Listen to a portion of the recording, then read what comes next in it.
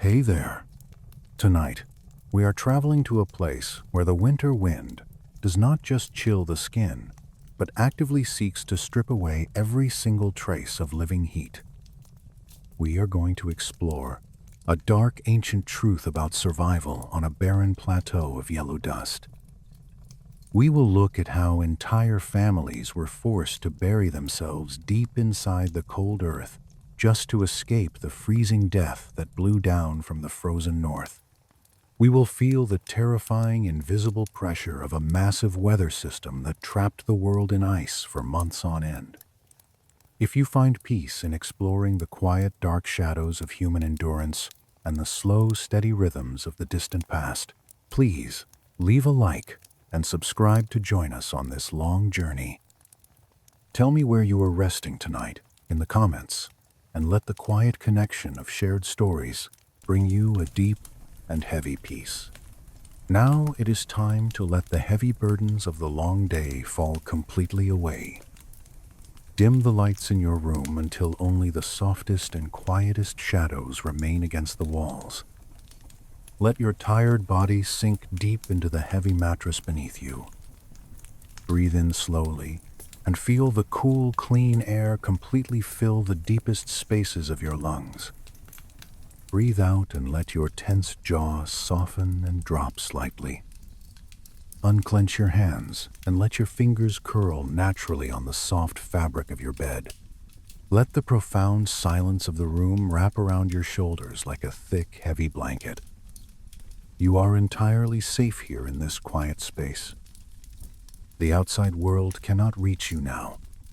Honestly, I have always found it strange that we take the simple comfort of a warm room completely for granted today. You know that specific feeling when you step inside from a bitter cold night and the warm air of the house immediately wraps around your freezing face? That sudden rush of safety is something the people of the northern plateau had to pull from the very dirt with their bare hands. We are drifting back through deep time to a vast landscape of pale yellow earth in northern China. This is the Loess Plateau. It is a massive area of land that stretches out over hundreds of thousands of square kilometers. The soil here is absolutely not like the dark, rich, ordinary dirt you might find in a garden. It is an incredibly fine silt that has been carried by the high ancient winds over millions of long, silent years.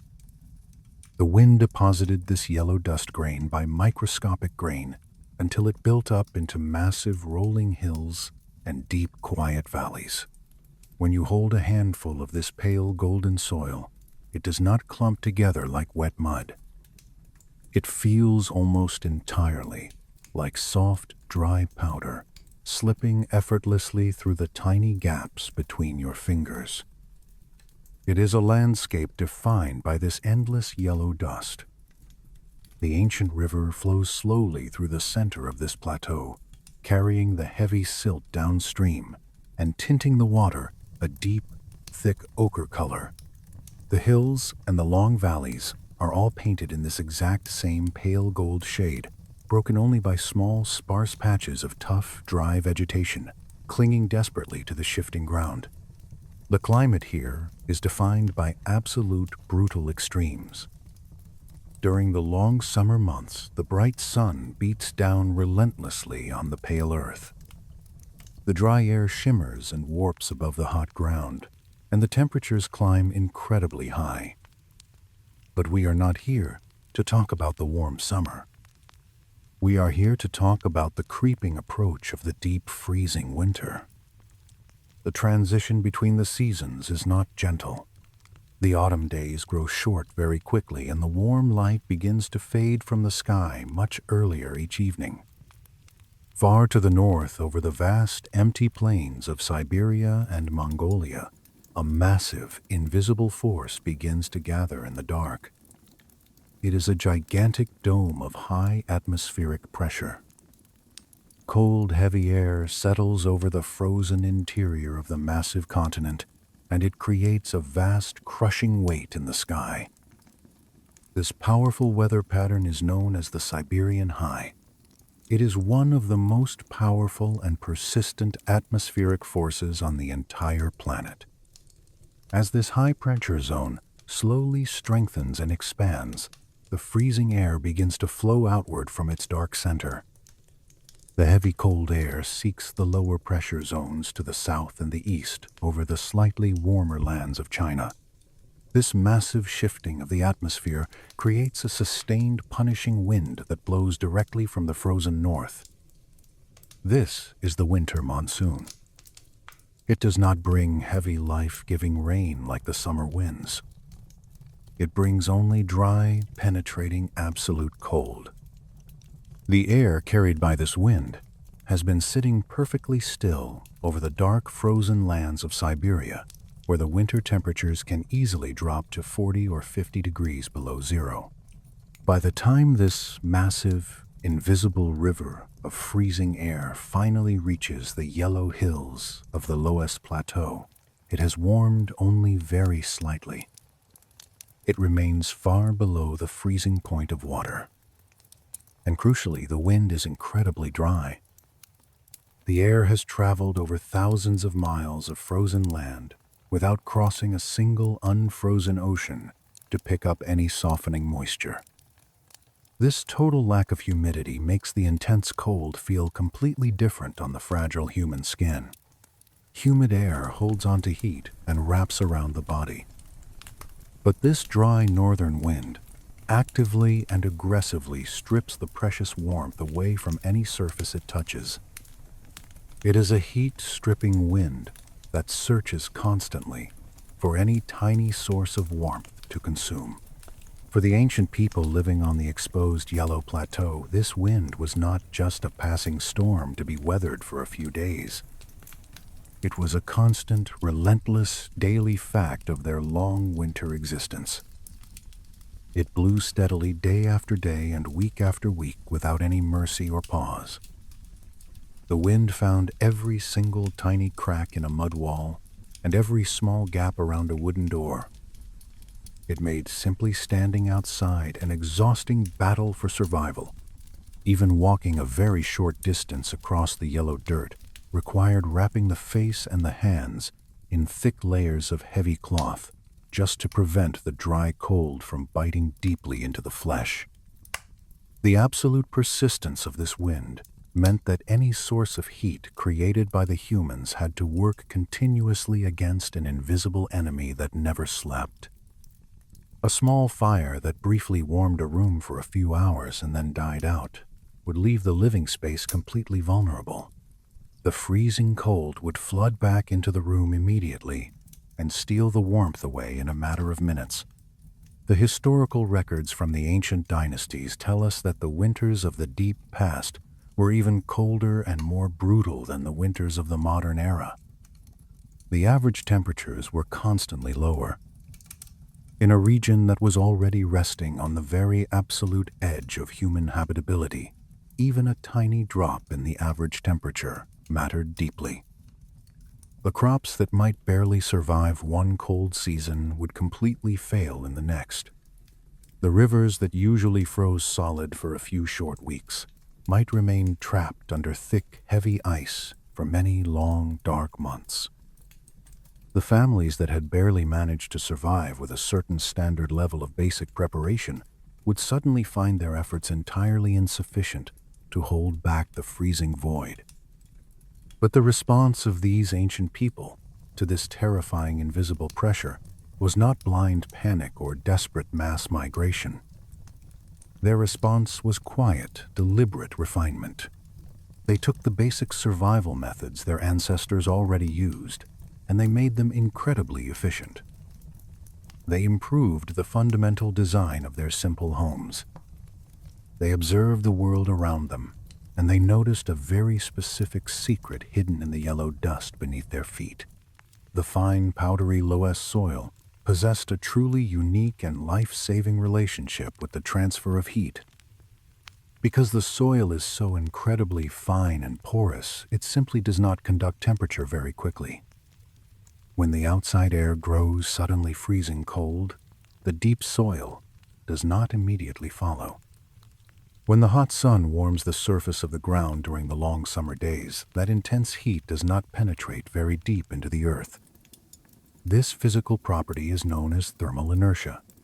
Materials with high thermal inertia strongly resist rapid changes in temperature. They absorb heat incredibly slowly, and they release that stored heat just as slowly.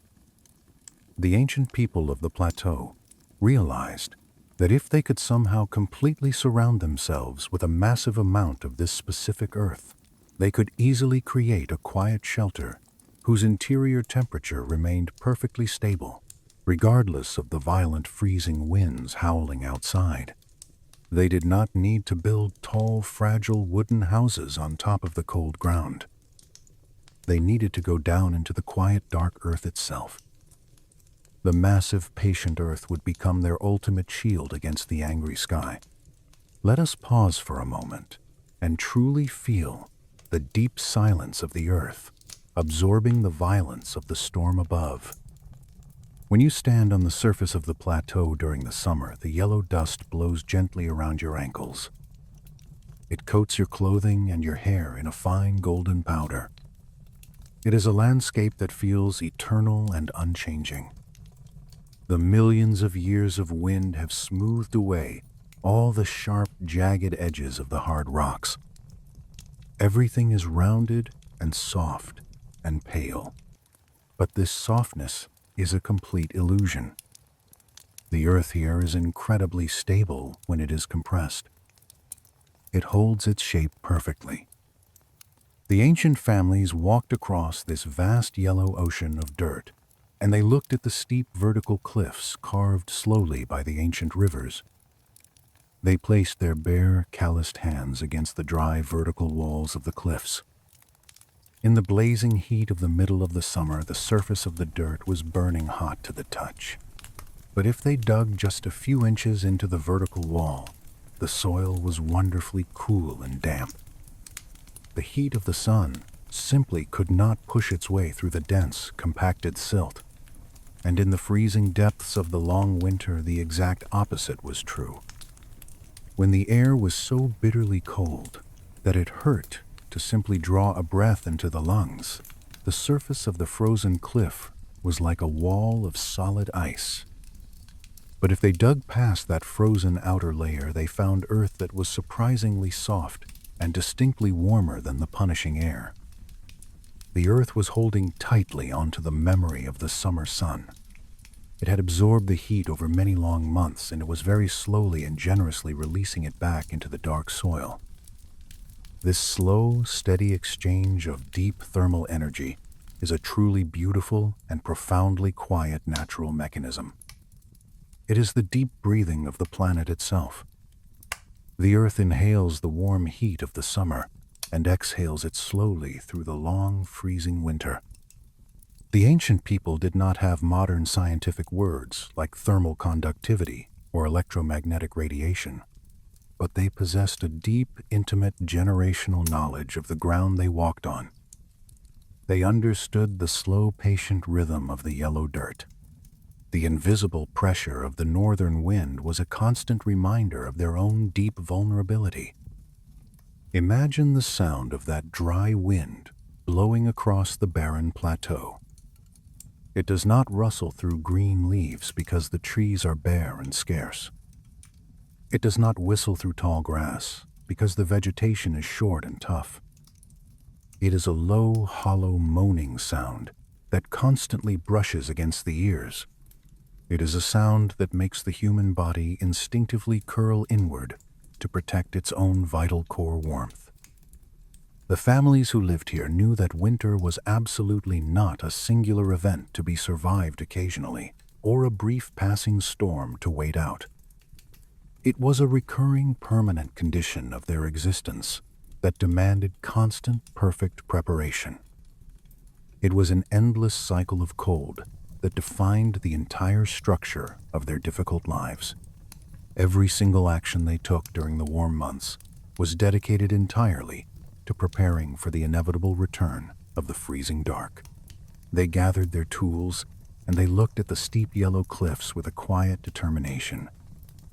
The decision to carve their homes directly into the earth was not born from a simple architectural preference.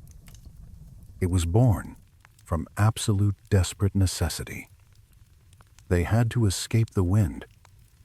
They had to find the stillness that only existed deep underground. They had to wrap themselves in the massive, heavy blanket of the Loess soil. As the first cold winds of the autumn began to sweep down from the distant Mongolian plains, carrying the bitter promise of the Siberian high, the families knew it was time to retreat. The preparation phase of the autumn was ending, and the long pattern of winter life was beginning. The pressure from the north was truly relentless and completely terrifying, but it was also entirely predictable. And what is predictable can always be prepared for by a patient and determined mind. The wind could howl and scream and strip the heat from the exposed rocks all it wanted. But deep inside the yellow earth, the families would find a quiet, stable, dark, where the freezing wind could simply never reach them. I want you to think about the vast, deep time that created this specific pale yellow landscape. The yellow river slowly winding its way through the deep valleys is thick and heavy with the suspended silt. The water itself looks like liquid earth. For thousands of generations, the human beings living along these muddy banks watched the turning of the sky and felt the changing of the brutal air. The historical records from the ancient dynasties describe winters of an unimaginable deep severity. The ink on their old paper scrolls tells us of rivers that completely stopped flowing because they froze solid all the way down to the muddy bottom. They wrote of a cold so absolute that the simple act of stepping outside the home felt like a physical heavy blow to the chest. In a dry, desolate region that already existed right on the very razor-thin edge of human habitability, a tiny downward shift in the thermometer mattered more than anything else in the world. It meant that the precious firewood, gathered from the sparse, scattered trees, would burn out long before the spring thaw ever arrived. The human response to this crushing atmospheric pressure was not to run away or surrender to the freezing void. The people of the plateau simply dug their calloused hands deeper into the dust. They took the basic survival methods their ancestors already used, and they made them incredibly highly efficient. They completely eliminated all the tiny, careless errors that would let the cold seep into their lives. They understood that the harsh, unforgiving environment offered absolutely no room for any careless mistakes. A family that was lazy about sealing the small gaps in their home, or a family that burned through their precious winter fuel supply, too quickly faced the very real and immediate danger of freezing to death in the dark. But they also knew that the severe environment offered them unique hidden opportunities if they were willing to work hard enough to uncover them. The true challenge was not the total, complete absence of natural resources. The ultimate challenge was the meticulous, highly organized, efficient use of the very few things that were actually available to them. Winter on the vast Loess Plateau was a monumental test of human organization and deep foresight. It was a quiet, slow-motion battle against the creeping entropy of the winter wind, and the very first, most crucial step in that long battle was to completely leave the surface of the earth behind and become creatures of the deep soil. Let the slow, steady turning of the ancient seasons pull you gently away from your own daily worries. The cold winds of the outside world cannot touch you here in your soft, warm bed. You are completely insulated and perfectly secure. The heavy, dark earth is waiting to hold you quietly in its massive embrace. Let your breathing match the slow, patient rhythm of the deep soil. Breathe in the quiet calm and breathe out the lingering cold. You are sinking deeper and deeper into the safe foundation of the world, where the temperature never fluctuates and the loud noises of the surface simply fade away into nothingness. The decision to completely carve a home directly into the solid earth was a matter of pure, absolute necessity. On the high, sweeping plains of the Loess Plateau, the traditional building materials that other cultures relied upon were entirely scarce. The usable timber was incredibly limited because the vast region had been slowly deforested over many long centuries of intense human habitation. Finding a thick, strong tree was a rare and precious thing. Heavy stone suitable for stacking into strong, stable walls was also very rare in the dusty yellow hills. The people could certainly bake wet clay into hard bricks, but firing those bricks in a hot kiln required burning massive amounts of precious fuel, and every single scrap of dry fuel was desperately needed for basic cooking and winter heating. But the pale yellow earth itself was absolutely everywhere. It stretched out to the horizon in every direction, and the highly specific, unique physical properties of the Loess dirt made it perfectly uniquely suited for deep manual excavation. When the yellow dirt is completely dry, it is surprisingly soft and highly yielding. It is soft enough to easily dig and scrape away with very simple basic hand tools. A dedicated family could carefully carve out an entire spacious room using nothing more than flat iron shovels and heavy wooden picks and their own raw physical endurance. The repetitive physical work was incredibly labor-intensive and exhausting, but it required absolutely no special expensive equipment or imported foreign materials. The most fascinating and magical property of this specific soil reveals itself the moment it is exposed to the dry, open air. The freshly dug walls do not crumble or collapse inward. Instead, the incredibly fine microscopic dust particles tightly compact and chemically bond together.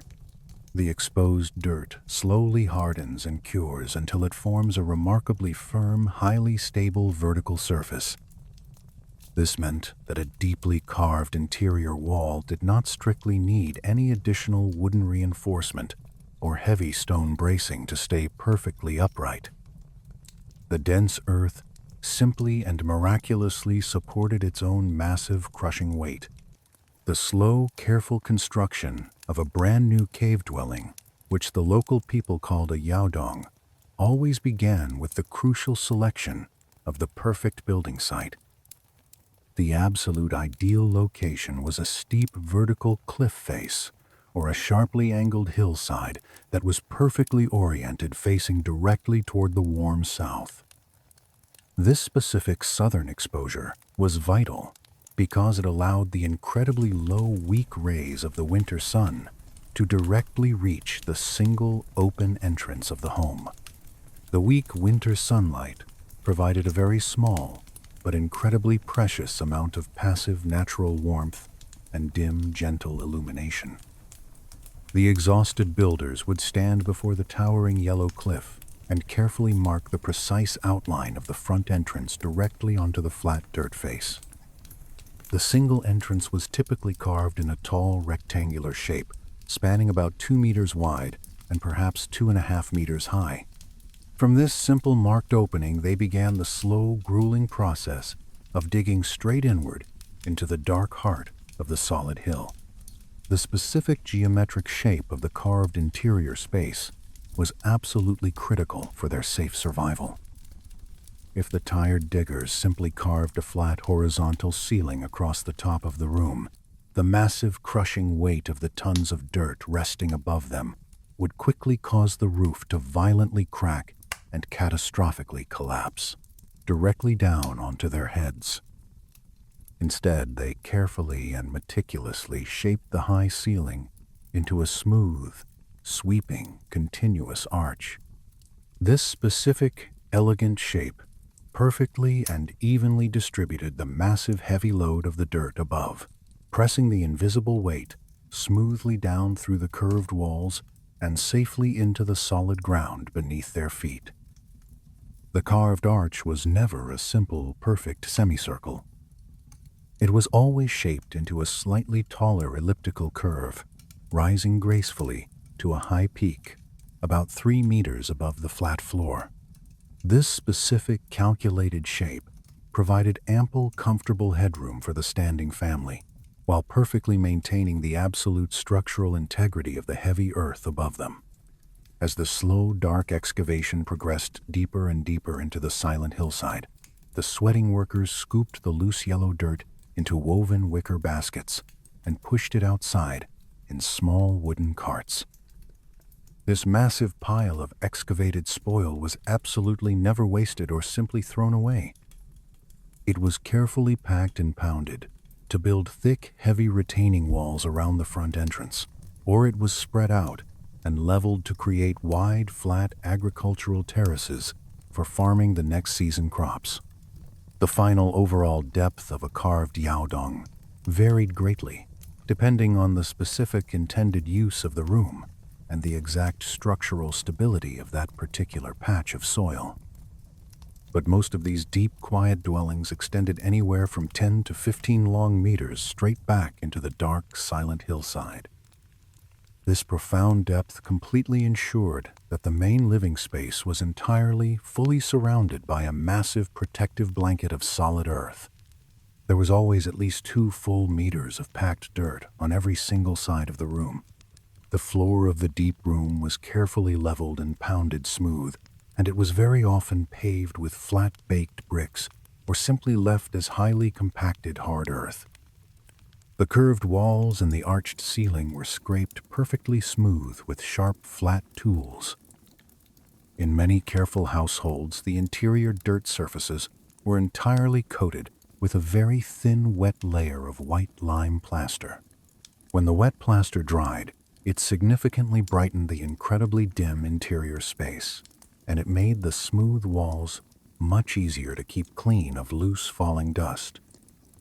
But the most striking feature of these deep earthen homes was the complete and total absence of traditional windows.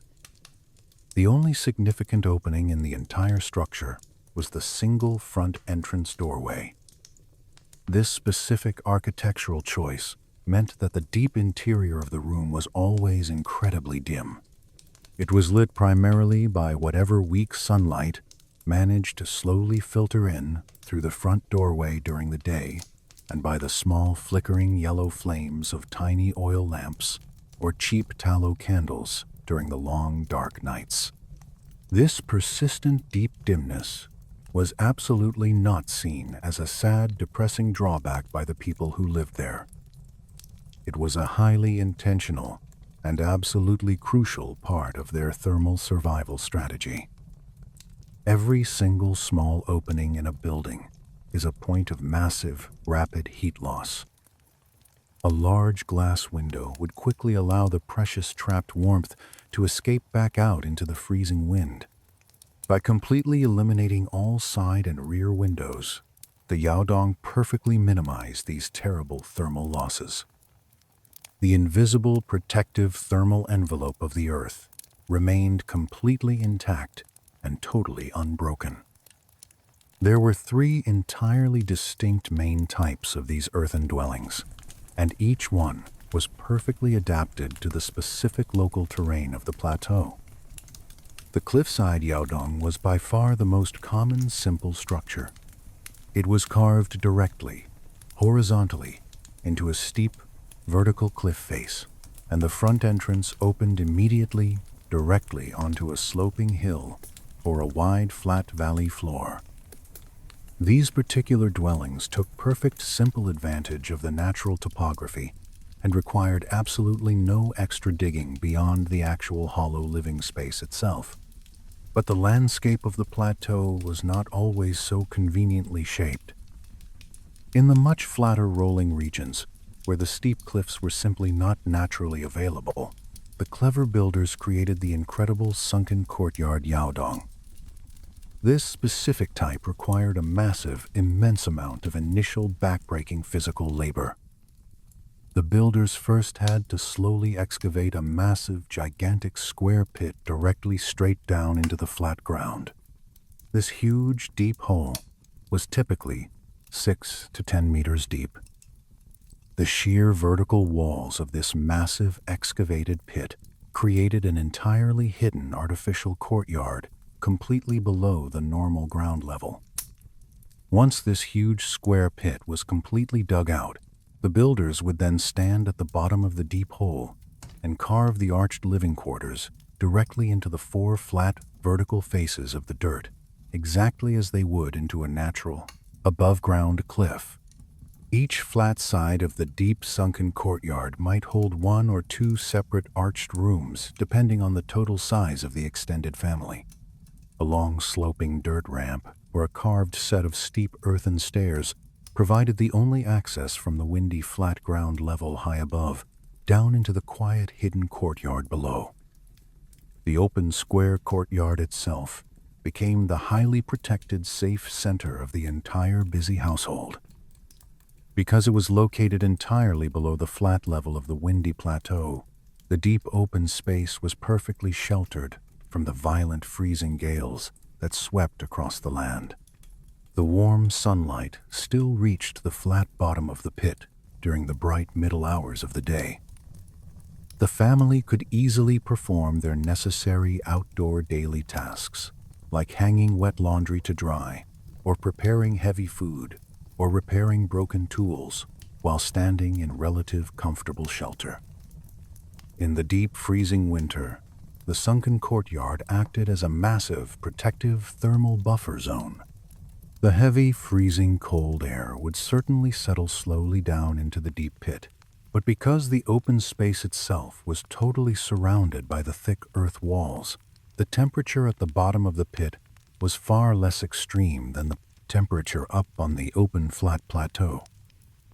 The doorways to the dark living quarters opened safely into this slightly moderated quiet space, rather than opening directly into the full, violent, terrifying force of the exterior winter climate. The third specific type of dwelling was known as the hoop yaodong. This was a highly fascinating hybrid structure built entirely on the flat, open ground. Instead of digging and carving directly down into the deep earth, the skilled builders first constructed a long, freestanding, arched structural framework using hard-baked bricks or stacked heavy stones. Once these sturdy brick arches were securely, perfectly in place, forming the long skeleton of the hollow room, the builders would then manually cover the entire stone structure with an incredibly thick, massive layer of loose dirt. They piled the dirt high over the top of the arches, creating a layer of soil that was at least 1 full meter deep, and very often much, much thicker. They packed the loose earth tightly and sloped the sides carefully to easily shed the rare falling rain or the melting snow. The final resulting structure looked exactly from the outside like a very long, low, smooth mound of simple earth resting quietly on the flat plain.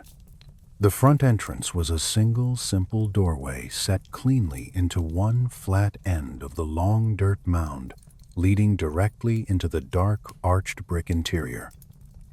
The hoop yaodong required far more imported building materials than a simple carved dwelling. The hard bricks had to be laboriously made or expensively purchased, and highly skilled stonemasons were absolutely needed to correctly construct the complex supporting arches. But this specific method offered incredible absolute flexibility in selecting a building site.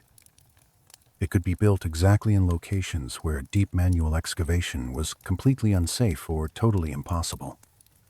It could be built where the natural soil was far too loose to hold an arch, or where the hidden groundwater level was far too dangerously high to dig a sunken pit.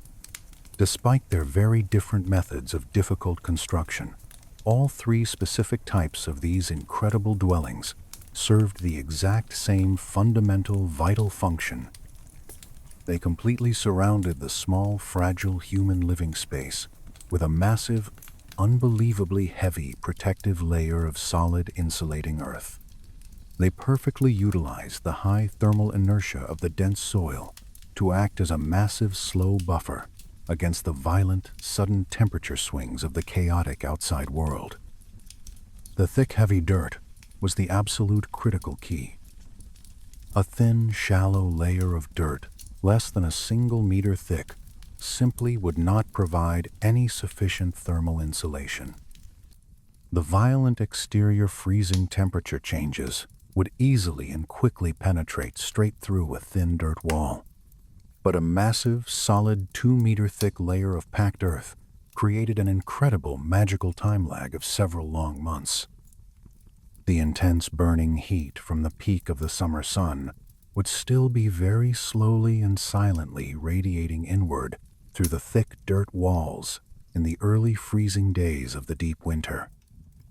And the bitter, crushing cold from the very depths of the winter would still be slowly dissipating inward during the hottest blazing days of the early summer.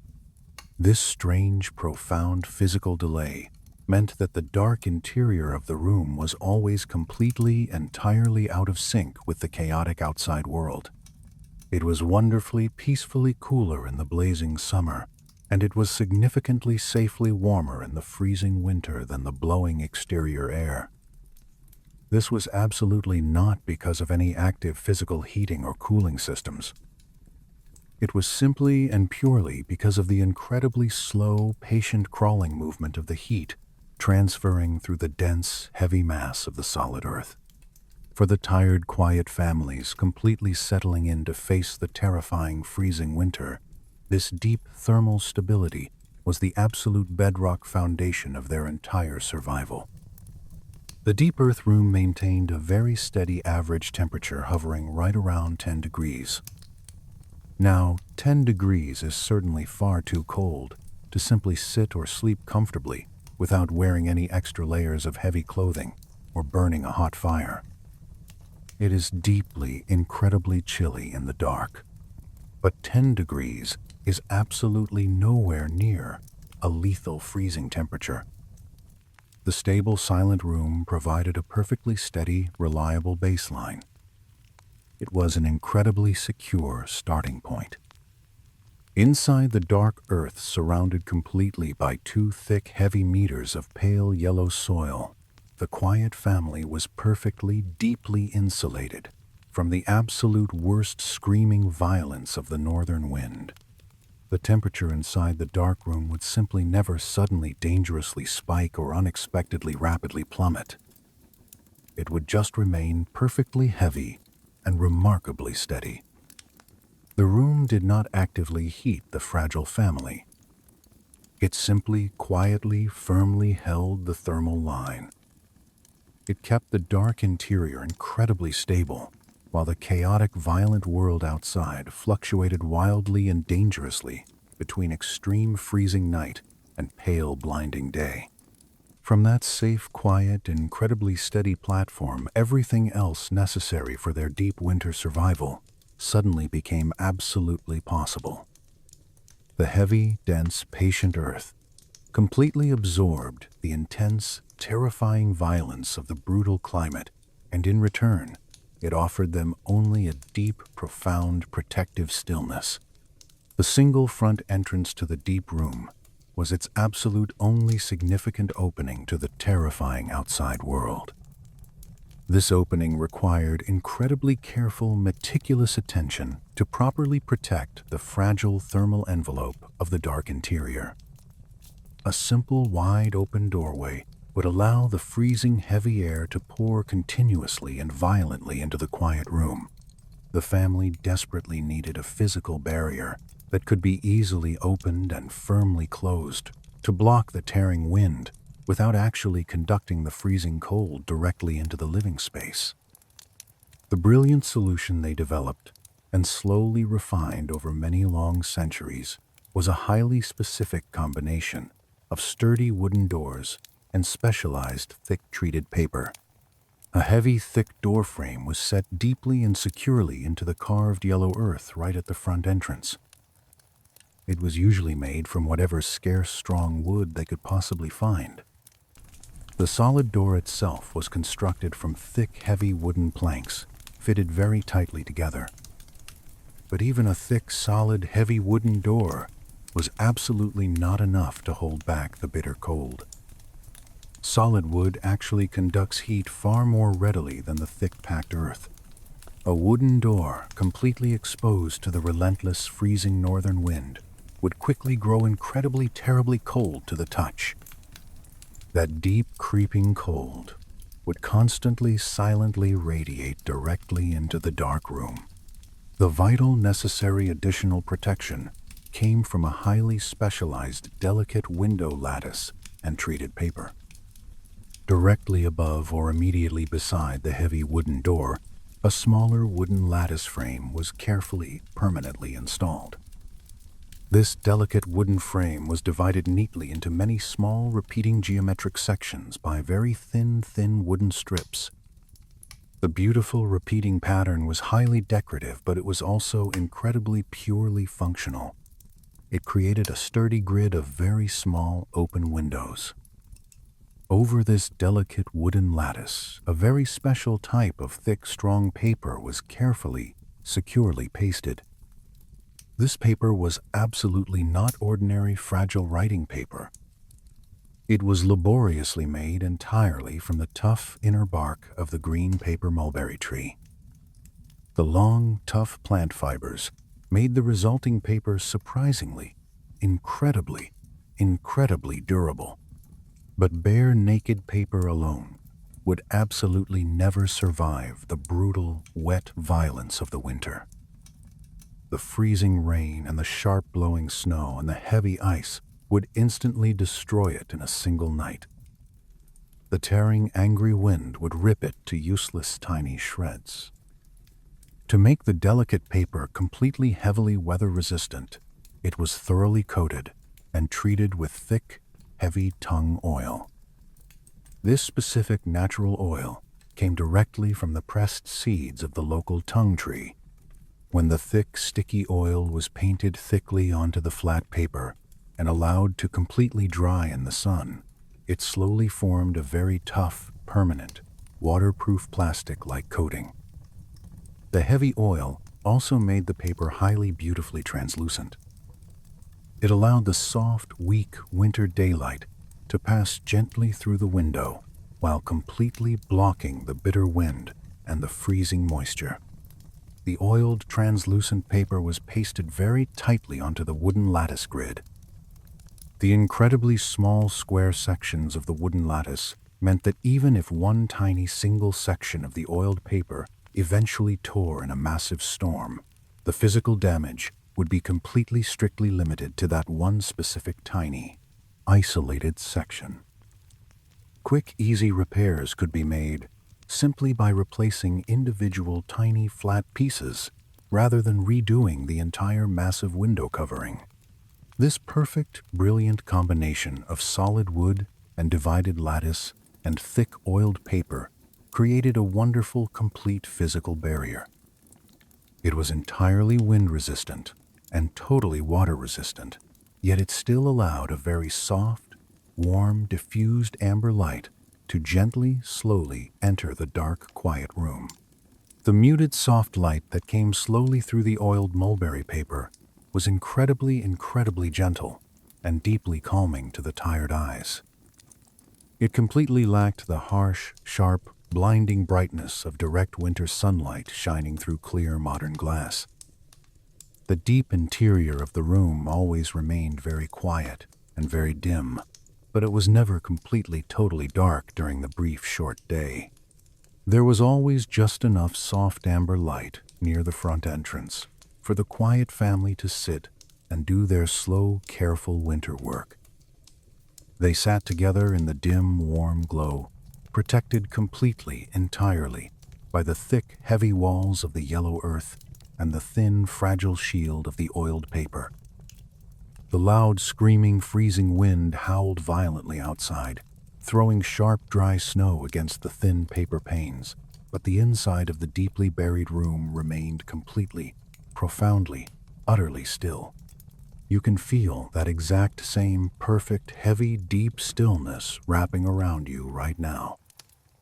The loud, chaotic storms of your own busy day are completely locked far outside the thick, heavy walls of your quiet room. The soft amber light is completely faded away, leaving only the deep, beautiful, protective dark. Let the profound, heavy quiet of the thick earth pull your tired mind slowly, gently downward into the completely peaceful, totally secure depths of a long, long restorative sleep. The quiet earthen cave provides the absolutely necessary stable baseline for survival, but it is still far too cold to simply survive the long freezing night without help. The absolute literal center of the winter survival strategy is a massive, heavy physical structure built directly into the main living space. It is called the kang. It is not just a piece of simple wooden furniture or a small portable metal heater. It is a massive, heavy, towering platform constructed entirely from dense baked clay and thousands of heavy, solid bricks. It completely and totally dominates the small, dim earthen room. It occupies nearly half of the entire available flat floor space. The sheer physical size of the dark structure is truly staggering when you first step into the room. It is usually 3 long meters in length and almost 2 full meters wide.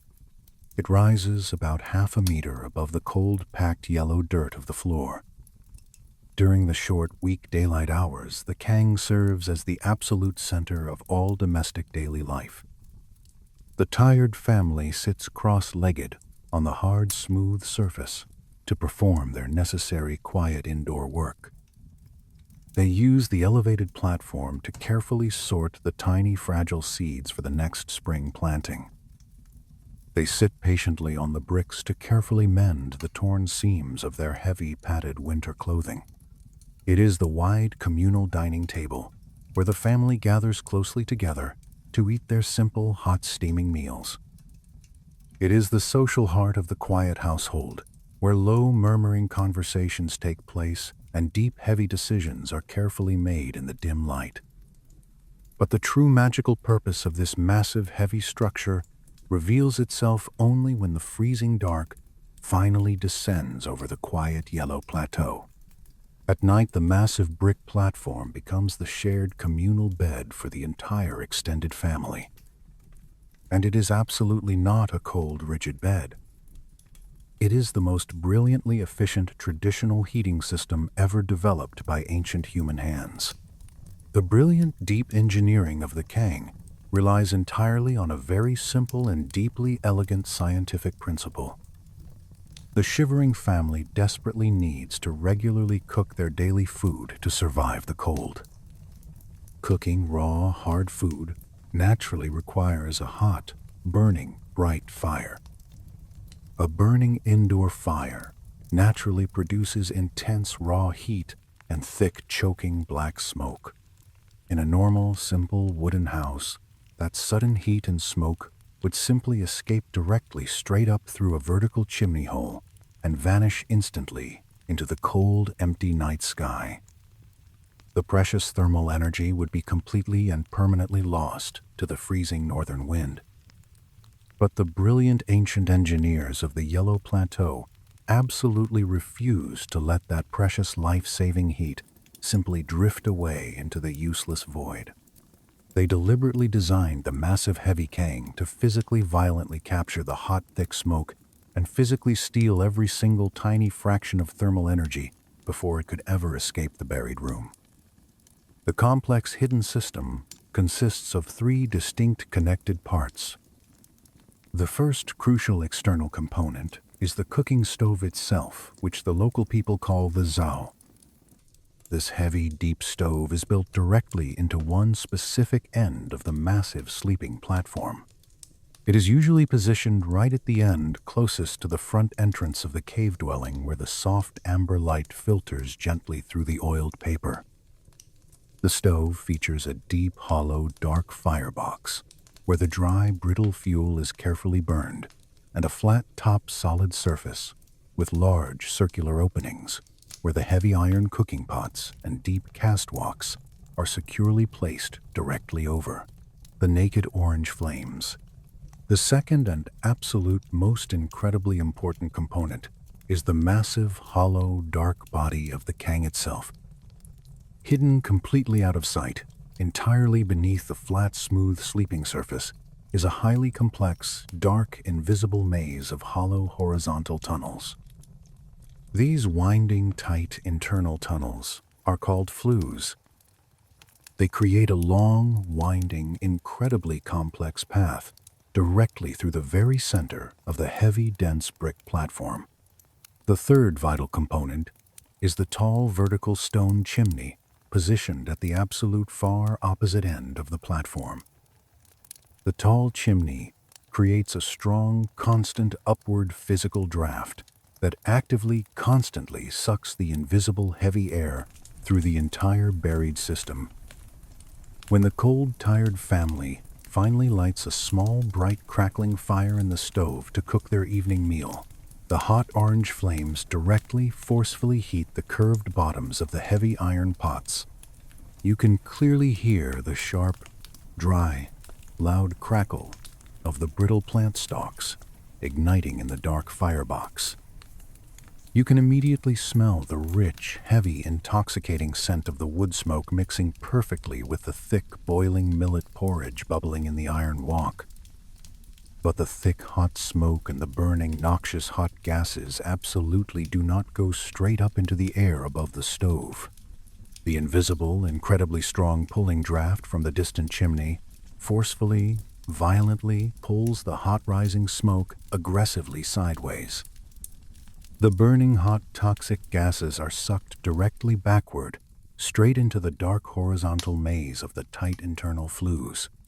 As the incredibly hot, thick smoke travels slowly and lazily through these dark, winding tunnels, it comes into direct, physical, intimate contact with the cold, heavy mass of the surrounding baked bricks and the highly packed yellow clay. The dense, heavy earth materials naturally and incredibly slowly absorb the intense, pure thermal energy directly from the passing thick smoke. The raw, invisible heat transfers completely directly from the moving hot gas straight into the solid, stable, stationary rock. The longer the hot smoke is forcefully forced to travel through the dark, twisting horizontal tunnels, the more precious raw heat it physically, forcefully surrenders to the waiting cold bricks. Some highly sophisticated ancient kang designs feature complex serpentine snaking pathways that deliberately double back on themselves multiple times just to highly artificially extend the internal physical contact time. The ancient builders learned through many long, dark generations of cold, desperate trial and error exactly how to perfectly balance the complex internal airflow. If the hidden path was made too incredibly long or too incredibly narrow, the natural draft would suddenly, unexpectedly, completely fail, and the thick, choking black smoke would back up violently and terribly into the small enclosed living room. If the dark path was made too incredibly short or far too extremely wide, the hot smoke would simply rush through entirely too quickly, and it would carry absolutely all of its precious life-saving heat directly out the chimney before the cold, thick bricks could ever possibly absorb it. The exact, precise physical dimensions of the dark tunnels and the specific, strict, exact number of sharp internal turns were carefully, precisely calibrated to create the absolute perfect maximum transfer of invisible thermal energy. By the exact specific time the dark smoke finally successfully reaches the vertical chimney at the far opposite end of the bed, it has been almost entirely, completely stripped of its burning, intense initial heat. The smoke finally, slowly exiting the roof into the cold, dark night air is completely dark and, surprisingly, incredibly cool to the bare physical touch. The burning, intense, raw, absolute heat from the early evening cooking fire has been perfectly successfully trapped and entirely safely stored deep inside the massive solid weight of the earthen platform. As the quiet, dark evening slowly progresses, the dense thermal mass of the heavy bricks begins to gently, softly, quietly radiate that stolen, gathered warmth outward. The slow, thick heat moves slowly upward through the smooth, flat surface of the platform, and it radiates softly and constantly downward into the cool, stagnant, dim air of the room. If you place your bare, cold hand completely flat against the hard, smooth surface of the kang in the early evening, you can physically, actually deeply feel the deep, intense, constant warmth pressing firmly and comfortably back against your cold, freezing skin. It is a deeply, incredibly comforting and profoundly heavy, intense heat that sinks directly, deeply into your tired, aching, freezing bones. The true, absolute, undeniable miracle of this ancient system is its incredible, mind-boggling, long-lasting thermal efficiency. Modern scientific thermal studies have clearly shown that a well-built and properly maintained traditional kang can successfully, easily recover up to 65% of the total absolute available heat energy from the burned dry fuel. This is a truly staggering, massive, incredible improvement over a standard, simple, open outdoor fire where most of the burning thermal energy simply vanishes instantly into the cold, black sky. The massive physical weight of the brick and the heavy, dense clay acts exactly identically to a giant modern thermal battery. It slowly, aggressively, eagerly charges up with intense, raw physical heat during the brief, short cooking process, and then it completely discharges that exact same heat incredibly, incredibly slowly over the next 8 to 10 long freezing hours. This brilliant, profound delay meant that the exhausted sleeping family absolutely did not need to stay awake to keep a dangerous open fire burning continuously through the long, dark, terrifying, freezing night. They simply cooked their simple, hot evening meal, and the massive, heavy platform automatically, silently stored enough residual radiant heat to keep them perfectly, safely, completely warm while they slept totally unaware in the freezing deep. Dark. This brilliant, silent, profound efficiency was absolutely, totally critical in a harsh, barren, freezing environment where every single tiny piece of dry fuel was incredibly precious and strictly, desperately limited. The heavy, thick kang allowed the quiet, vulnerable family to get a magical, incredibly vital double use from their meager, carefully hoarded winter fuel supply. It successfully, quietly cooked their hot, sustaining, vital food, and it successfully warmed their cold, freezing bed with the exact same single, small, bright orange flame. The proper, careful construction of a truly good working kang required immense, incredible patience and deep, highly refined artisanal building skill. The smooth, dark, internal, horizontal flues had to be built with completely, perfectly clean, flat surfaces to successfully prevent the thick, black, sticky soot from aggressively accumulating and completely blocking the vital, necessary airflow. The heavy baked bricks had to be chosen very carefully for their highly specific natural ability to constantly hold and slowly, delicately transmit the invisible trapped heat. In the much poorer, remote rural areas, where the fired baked bricks were simply completely, totally unavailable, the careful, desperate builders would use highly compacted, dense, heavy, wet clay dug directly out of the yellow freezing hills. The wide, flat-top sleeping surface of the heavy platform was very often beautifully finished with a thin, perfectly smooth layer of wet adobe mud or a fine, delicate, highly polished coating of bright white lime plaster. This final, smooth outer coating completely, totally sealed any tiny microscopic hairline cracks that might unexpectedly, slowly allow the dangerous choking carbon smoke to leak directly, quietly, up into the small sleeping room. It also created a very smooth, hard, perfectly flat, completely even surface for the tired family to comfortably, safely rest upon. The massive, complex structure required constant, incredibly careful, routine physical maintenance. Over the long, dark, freezing months of the deep winter, the hidden internal horizontal tunnels would inevitably slowly, continuously fill with thick, powdery black soot and soft, light gray ash. This thick, soft, terrible physical accumulation acted as an unwanted, dangerous layer of internal thermal insulation that physically completely prevented the hot-passing smoke from ever directly touching the cold-waiting bricks. It severely, quickly, dangerously reduced the vital life-saving efficiency of the massive heat transfer. The careful, diligent families would have to periodically completely open small, hidden square access holes, specifically cleverly built directly into the side of the heavy structure.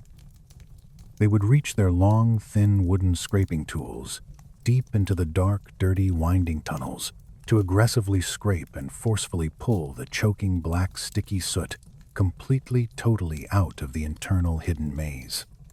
The massive, heavy kang was a permanently, completely fixed, solid anchor in the quiet earthen home. It was absolutely never casually moved, and it was absolutely never taken down. When a young, tired family finally finished painstakingly carving a brand new deep cave dwelling into the yellow dirt cliff, the very first incredibly important task was to carefully, patiently build the heavy brick platform. A cold, damp earthen room without a fully functional hot kang was completely, totally uninhabitable and entirely deadly during the brutal, freezing winter months. The sheer, massive, hulking physical size of the structure naturally meant that it completely visually dominated the entire small, dim room, leaving very little open available space for any other normal wooden furniture. But the quiet, highly practical, tough people of the plateau absolutely did not see this as a problem or an inconvenience at all. The massive, warm, flat platform provided all the flat, clean, comfortable surface area they could ever possibly need for their simple, daily, quiet activities. In the deeply, incredibly dim, and incredibly profoundly quiet interior of the buried earthen cave home, the warm, radiating kang was both the literal physical center and the deep, emotional, symbolic heart of their entire difficult existence. It was the exact, specific physical place where life-giving, comforting warmth was physically, magically created and generously, endlessly shared among the shivering, desperate people. It was the absolute, safe, quiet, secure harbor where the vulnerable family gathered tightly, closely together, as the freezing, terrifying dark completely closed in outside the thick wooden door. It was the isolated island of absolute heat, floating perfectly in the middle of a freezing, dead ocean. Without the heavy brick radiating platform, the deep carved hole in the silent hillside would have been absolutely nothing more than a cold, dark, terrifying, freezing earthen grave. With the heavy brick platform pulsing slowly and steadily with deeply trapped burning heat, the dark yellow cave became a true, living, breathing, beautiful home, fully capable of powerfully pushing back the terrifying frozen void of the long winter night. The massive, heavy bricks of the sleeping platform are radiating a deep, incredibly comforting warmth. But the vital dry fuel that eagerly, constantly feeds the hungry fire comes from a very strict and incredibly unforgiving, absolute cycle of the turning seasons. In the harsh, dry, rural regions of northern China, the thick, heavy wood of mature, tall trees was an incredibly rare and strictly protected absolute luxury. The rolling yellow hills had been slowly, systematically, violently cleared over thousands of long years of continuous heavy human settlement. The few remaining twisted, ancient tall trees were fiercely protected and strictly reserved for building essential vital roof beams or carving heavy, strong wooden cartwheels. They were absolutely never casually chopped down just to be quickly burned in a simple, daily cooking fire. the exhausted families living on the freezing plateau had to look entirely elsewhere for their thermal salvation. The primary single source of their vital winter fuel was the dry, brittle, dead agricultural waste left completely behind in the wide, empty fields after the frantic autumn harvest was finally, completely, totally finished. When the precious heavy grains of millet and the golden dry kernels of hard corn were safely gathered and locked away in the dry storage jars, the land was left completely covered in a vast sea of dead, drying, useless plant matter. The tall, stiff, dry stalks of the sorghum and the thick, fibrous, dead stems of the corn plants stood brittle and entirely dead in the cold, howling autumn wind. These dead, yellow, brittle stalks were absolutely never simply abandoned to rot slowly in the cold winter rain. They were desperately and meticulously gathered entirely by hand. The entire extended freezing family would walk slowly out into the cold, barren, open fields under the pale gray autumn sky. They carried sharp, curved iron sickles that glinted dully in the weak, fading sunlight. They moved methodically and silently down the long, empty, dusty rows, cutting the dead, brittle stalks as close to the hard, frozen dirt as physically safely possible. The sound of the sharp iron blade slicing cleanly through the dry, hollow stems was a sharp, rhythmic, loud snapping noise that echoed quietly across the vast, open yellow plateau. The cold, dry wind bit sharply at their exposed faces and chapped their raw, red hands as they worked silently in the fading, pale light.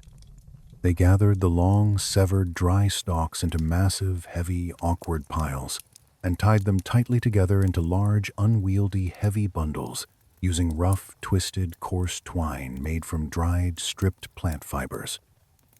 The heavy, dry bundles were lifted carefully onto their aching, tired backs and carried slowly down the long, dusty dirt paths directly back to the safety of the buried earthen homes. The massive, tall piles of collected dry fuel were stacked incredibly carefully in specific, completely dry storage areas.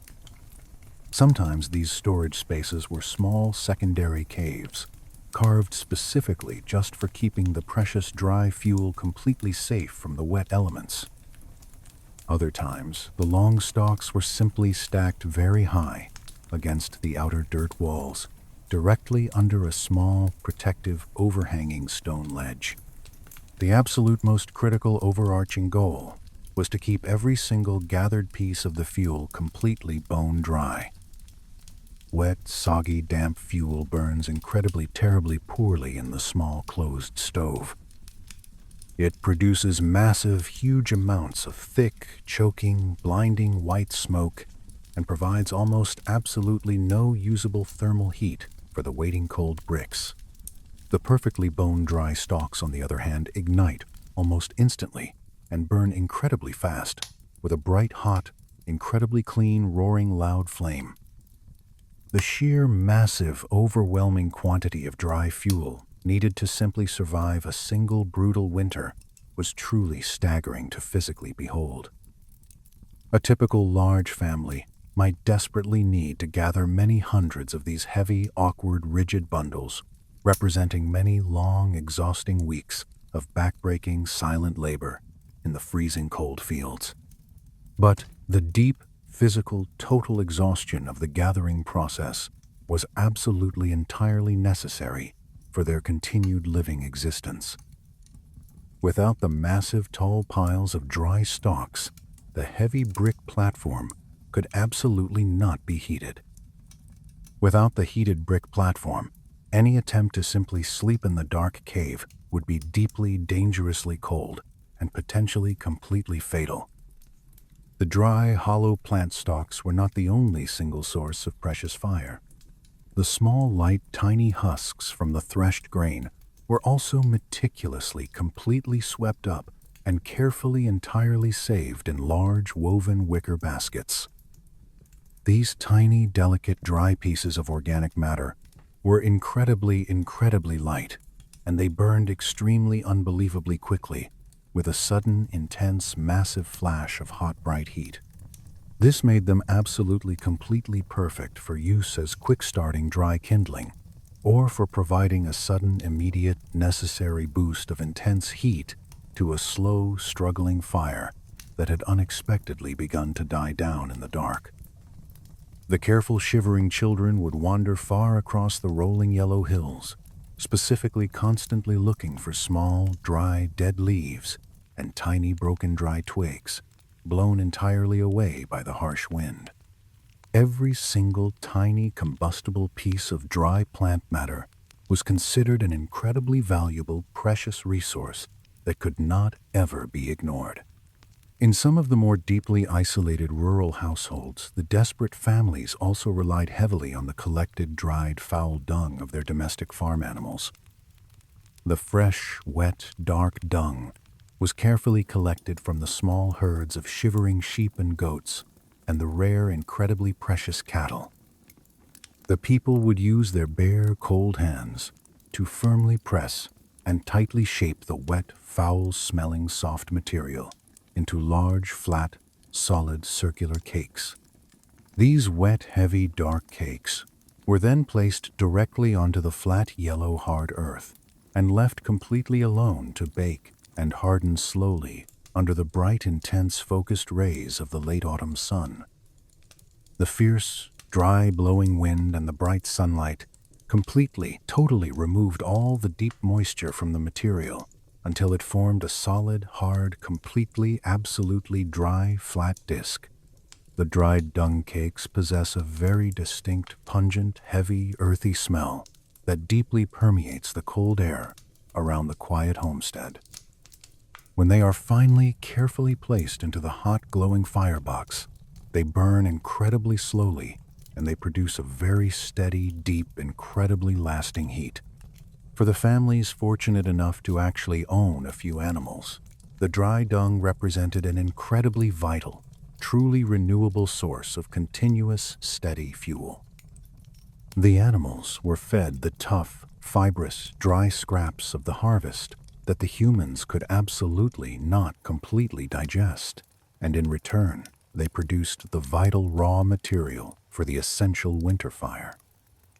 The dried brown cakes were stacked high like rough, heavy brown coins, waiting patiently for the deep, freezing, dark nights. But whether the vital fuel was the hollow yellow stalks of the millet, or the light, tiny husks of the wheat, or the flat, dried brown cakes of the animal dung, it all originated directly from the exact same fundamental source. It all came directly from the pale yellow land and the endless, strict, rigid agricultural cycle of the seasons. The green crops were planted with desperate, quiet hope in the wet, warming spring. They grew tall and thick through the long, hot, blazing summer, constantly drawing invisible, raw energy directly down from the burning sun and pulling vital, hidden nutrients straight up from the deep, yellow soil. They were cut down and completely, violently harvested in the fading, dim light of the cold autumn. The heavy, nutritious grain was eaten by the hungry, tired family to provide internal, bodily, vital warmth, and the dry, leftover, dead stalks were burned completely in the small stove. The violent, fast act of burning the dry, dead plants physically, aggressively released all the massive, trapped solar energy that the green living leaves had patiently, carefully captured and stored during their long, hot summer growth. That released solar energy quickly took the physical bright form of bright orange heat, and it was immediately forcefully transferred deep into the heavy brick platform to quietly warm the shivering family through the darkest freezing nights of the deep winter. But this incredible, ancient, perfect cycle absolutely did not end with the final dying orange embers of the winter fire. The fast, violent, heavy combustion of the dry plant matter naturally, inevitably, produces a very fine, soft, dry powder known as ash. This powdery, soft gray ash is essentially composed entirely of the pure, hard, natural minerals that the living green plants originally silently absorbed from the deep yellow soil as they grew. It contains high concentrated amounts of vital calcium and necessary potassium and deep, rich phosphorus. In a normal, modern, casual household that simply burns wood for aesthetic visual pleasure, the resulting dirty ash quickly accumulates and is very often casually, thoughtlessly thrown away as useless, dirty waste. But in the incredibly strict, tight survival economy of the rural earthen homes on the Loess Plateau, the gray, powdery, soft ash was absolutely never, ever considered dirty waste. It was meticulously, endlessly collected and heavily hoarded throughout the entire freezing dark winter.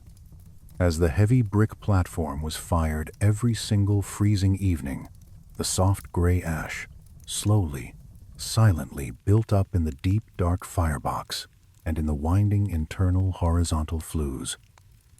Periodically, the careful family would use small flat iron scoops to gently, slowly remove this fine light powder to successfully prevent the vital invisible airflow from becoming completely, totally blocked. The scooped soft ash was placed very carefully into large dry clay round containers or piled neatly in a designated completely dry dark corner of the secondary storage room.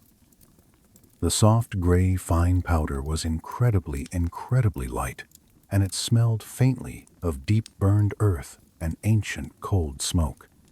When the long, terrifying dark winter finally, slowly, entirely released its icy, crushing grip on the quiet world, and the bright, warming spring eventually beautifully arrived, the saved gray ash was taken back out into the warm light. As the flat yellow fields were being heavily prepared for the new, desperate, frantic planting season, the tired families would walk slowly across the broken dirt and carefully, manually scatter the collected winter ash directly over the waiting empty soil. The fine, gray, soft powder blew gently in the warm spring breeze and settled softly onto the broken ground. The alkaline ash naturally, actively raises the overall chemical pH balance of the highly acidic yellow soils, and it provides a massive, entirely necessary infusion of pure, raw potassium, which is an absolutely essential, crucial nutrient for process by proper, strong, new plant growth. This quiet, gentle, soft scattering of the winter ash completely, perfectly, cleanly closed the grand, eternal, deep loop of their entire existence. The new, green, young plants would grow strong in the newly enriched yellow soil. They would greedily, actively absorb the exact same ancient hard minerals that had been carefully scattered from the clay pots. They would be harvested again in the autumn. The new dry stalks would be burned again in the winter fire. The new gray ash would inevitably completely return to the waiting, hungry soil. The massive, eternal, silent cycle simply continued turning and quietly turning without any final end. This incredible, perfectly integrated practice was absolutely not unique to the Yellow Plateau, but in an incredibly harsh, unforgiving, barren environment where absolutely every single raw natural resource was terrifyingly deeply scarce. Complete, total utilization of every single element was fundamentally, deeply, incredibly important. Absolutely nothing was ever wasted or casually, carelessly discarded. The dry stalks that could not be physically eaten by the fragile humans were completely burned to create life-saving radiant heat. The trapped radiant heat successfully sustained the fragile living family entirely safely through the deadly freezing winter. The remaining soft gray ash directly physically sustained the new growing green crops in the warm, wet spring. The new healthy crops successfully fed the family and provided the exact, strictly necessary fuel for the very next freezing winter. The entire physical closed system was completely, perfectly closed and entirely deeply beautiful. It was a perfect, unbroken, smooth circle of raw, intense survival. There were completely natural external inputs, like the bright, warm, falling sunlight, and the rare, heavy falling rain, and the incredibly slow, patient, infinite weathering of the ancient low soil itself. But from inside, the tight, incredibly isolated, rigid economy of the small, earthen, quiet household, almost absolutely nothing ever permanently left the closed physical system. This profound, deep, endless integration extended far beyond just the dead, brittle fuel and the gray, powdery fertilizer. The domestic warm animals were a vital, moving, breathing part of the exact same continuous, unbroken loop. They were fed the dry, tough, rough crop residues that were far too incredibly fibrous and rough for any human consumption. They slowly produced the vital, wet, dark dung that was successfully dried for the winter fire. They provided the massive, heavy, muscular, physical labor absolutely needed for dragging the deep, sharp plows and transporting the heavy gathered harvest.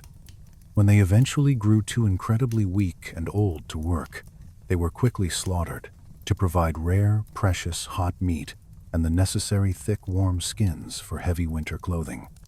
Even the carved earthen cave home itself was a temporary passing part of the massive turning cycle. It was physically carved directly, entirely out of the yellow dirt cliff, and eventually it would inevitably permanently return entirely to it. If an old, tired cave dwelling finally tragically collapsed under its own massive heavy weight, or was permanently quietly abandoned by a migrating family, the soft yellow earth would slowly, naturally, endlessly weather and melt smoothly away in the falling rain. It would completely, perfectly, seamlessly blend right back into the smooth, curving hillside without leaving any permanent, jagged, ugly, deep scar or massive, towering pile of toxic human debris. The heavy, padded, thick winter clothing made from the harvested raw cotton and the spun soft silk eventually completely wore out and became completely thin and threadbare.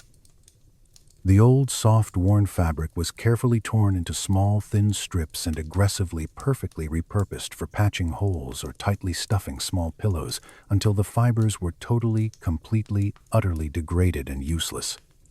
At that absolute final breaking point, the cloth could be completely buried in the wet compost or simply tossed directly into the roaring stove fire to provide one last tiny, brief, flashing burst of heat.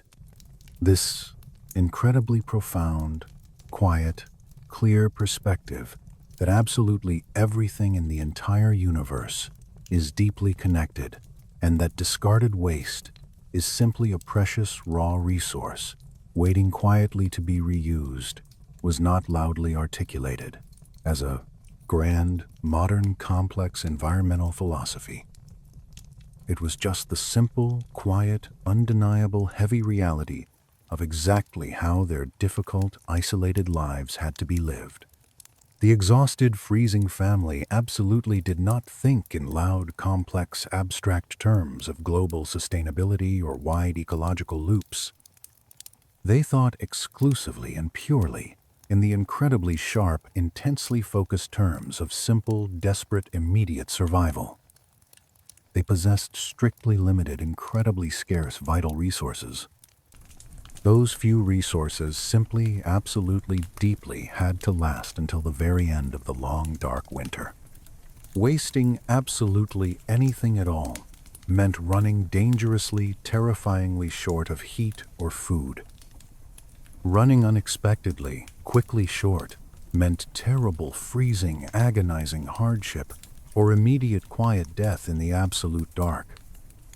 The ultimate direct result, however, was a quiet, beautiful way of life that functioned in total, perfect, absolute harmony with the harsh, surrounding, barren environment.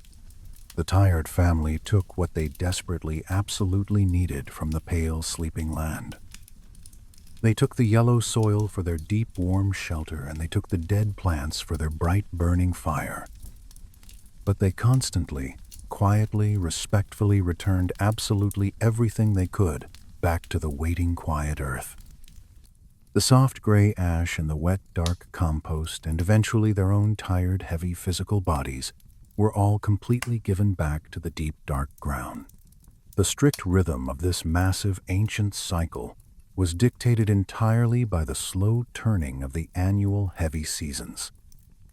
The hopeful, wet spring planting, and the frantic, hot summer growth, and the exhausted, cold autumn harvest, and the deep, silent, freezing winter consumption.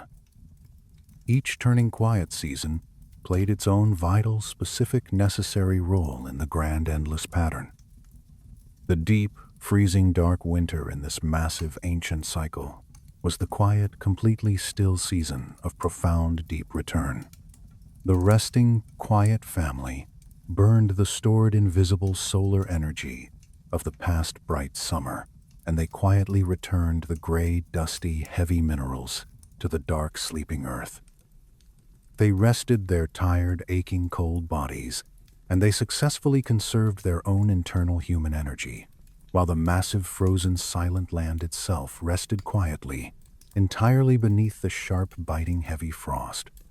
The heavy brick platform, fired every single freezing dark evening, with the dry, dead stalks gathered, many long months earlier, was the absolute constant, daily physical heavy reminder of this endless, eternal cycle. The intense, deep heat, radiating against their cold backs in the dark, quiet room, came directly straight from the bright, hot sun that had shone down on the empty green fields in the middle of the long July. The soft, gray, dusty ash that quietly, peacefully remained in the cold, dark firebox would eventually, directly, strongly nourish the new green, waving millet that would grow tall the following warm, bright summer. The quiet, resting family slept completely soundly on the heavy, warm bricks, completely wrapped entirely in the fading, captured energy of the past harvest, and perfectly preparing themselves in the dark for the brutal, exhausting hard work of the coming new year. The massive, ancient cycle turned incredibly slowly and perfectly. The pale earth willingly gave life, and the pale earth quietly received the ashes, and in the absolute quiet stillness of the middle, the small human family patiently endured the dark. The fire inside the stove slowly burns down to glowing red embers, but the thick brick platform continues to radiate a deep, steady heat into the small, dark room. The family cannot stay huddled directly on top of the warm bricks for the entire long winter. There are still necessary daily chores that absolutely must be done out in the freezing, biting wind. They have to pull freezing water from the deep stone well, and they have to carefully feed the shivering domestic animals waiting in the dark sheds. When they finally step away from the comforting, radiating warmth of the heavy earthen bed, they must completely rely on their thick layers of traditional padded clothing to safely hold their precious body heat close to their fragile skin. In the rural northern villages, the winter clothing was absolutely never designed for fleeting visual fashion or simple aesthetic beauty. It was meticulously engineered purely for absolute thermal insulation and incredible long-lasting physical durability. The most fundamental basic garment, worn by absolutely everyone in the cold household, from the oldest wrinkled grandfather down to the youngest quiet child, was the miyano. This was a long, heavy, padded jacket that extended far down past the waist to completely cover the hips and the upper thighs. The slow, careful construction of this vital winter jacket was incredibly methodical and deeply intentional. It required 2 separate layers of tough, tightly woven fabric to form the strong outer shell and the soft inner lining. The women of the household usually dyed the outer fabric a very deep, dark indigo blue or a heavy dark gray. These specific dark colors were chosen because they successfully hid the inevitable dirt and the dark, oily soot that accumulated over months of continuous daily wear in the dusty environment. Between these 2 tough layers of dark fabric, the women carefully inserted a thick, heavy layer of pure raw cotton or sometimes delicate spun silk floss. The raw cotton was absolutely not just stuffed haphazardly into the dark fabric shell. After the white cotton was harvested from the fields, it had to be aggressively beaten and repeatedly carded with heavy wooden combs. This rigorous physical beating actively separated the tightly packed plant fibers and created a massive amount of airy, fluffy loft.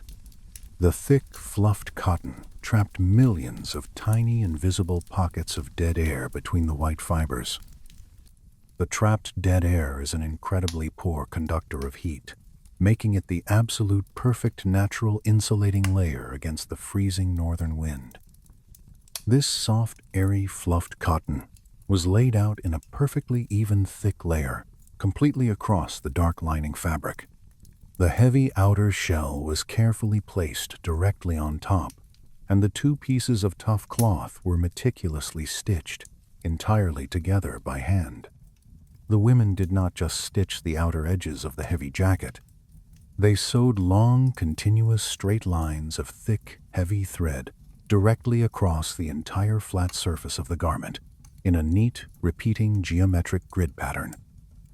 This specific visible quilting served two incredibly vital physical purposes for the wearer. First, it permanently held the loose, fluffy cotton filling perfectly securely in place. Without the tight grid of stitching, the heavy cotton would slowly, inevitably shift and clump together at the very bottom of the jacket over time, creating completely empty, thin spots with absolutely zero thermal insulation and thick, uncomfortable lumps with useless excess padding. Second, the tight stitching created dozens of small, individual, isolated chambers within the heavy jacket itself. Each small square section firmly held its own personal pocket of trapped, insulating air. This brilliant design distributed the life-saving warmth perfectly evenly across the entire upper body of the shivering wearer. The physical thickness of the protective padding varied depending on the specific severity of the local winter. A standard typical winter mianao might have 2 or 3 full centimeters of airy, fluffy loft. But in the absolute coldest northern regions, or for the men who had to perform heavy physical labor out in the biting snow, the thick padding could be even heavier and much more substantial. The specific closure of the heavy jacket utilized a highly traditional ancient design called yorin. This term refers specifically to the clever way the two front panels of the thick jacket completely deeply overlap each other across the chest. The left fabric panel crosses far over the right panel and fastens securely on the right side of the human body. This deeply asymmetric closing design creates an incredibly vital double layer of thick padded fabric directly over the fragile center of the chest and the soft, vulnerable stomach. This specific central area contains all the vital pumping organs, and it is particularly highly vulnerable to rapid, dangerous heat loss. The extra overlapping layer provided absolutely necessary, additional heavy protection against the creeping cold. The specific fastenings used to keep the heavy jacket completely closed were not modern hard zippers or simple cold metal buttons. They used intricate fabric loops and soft-tied toggles called panko. These small, soft fasteners were made entirely from tightly braided or completely knotted strips of the exact same dark fabric as the jacket. The ancient people deliberately, completely avoided using any cold, hard metal for their winter clothing. Solid metal is a highly efficient conductor of thermal heat. A hard metal button, completely exposed to the freezing winter air, instantly becomes incredibly, terribly cold to the bare touch. When that freezing metal button presses against the human body, even through several layers of thick cloth, it actively, aggressively conducts the precious internal warmth straight away from the fragile skin. The soft braided fabric buttons do not conduct the heat at all. They gently remain much closer to the normal warm temperature of the human body and the thick surrounding quilted clothing. This tiny, subtle, hidden detail mattered incredibly deeply in a harsh, unforgiving environment, where every single tiny fraction of a degree of bodily warmth absolutely had to be fiercely conserved. The long, thick sleeves of the padded jacket were usually cut incredibly long. In many traditional rural designs, they extended completely far past the end of the bare human hands.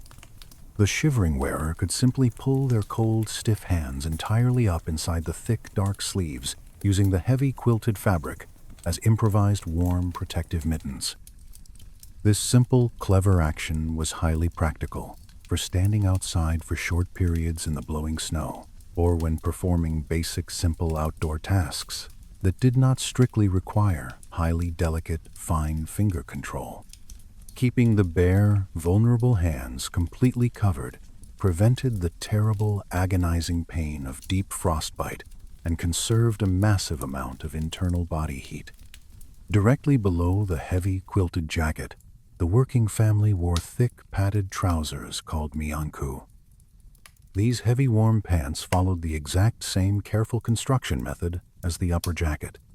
They featured two thick layers of dark fabric, packed tightly with fluffed cotton, and quilted heavily to keep the vital insulation perfectly in place.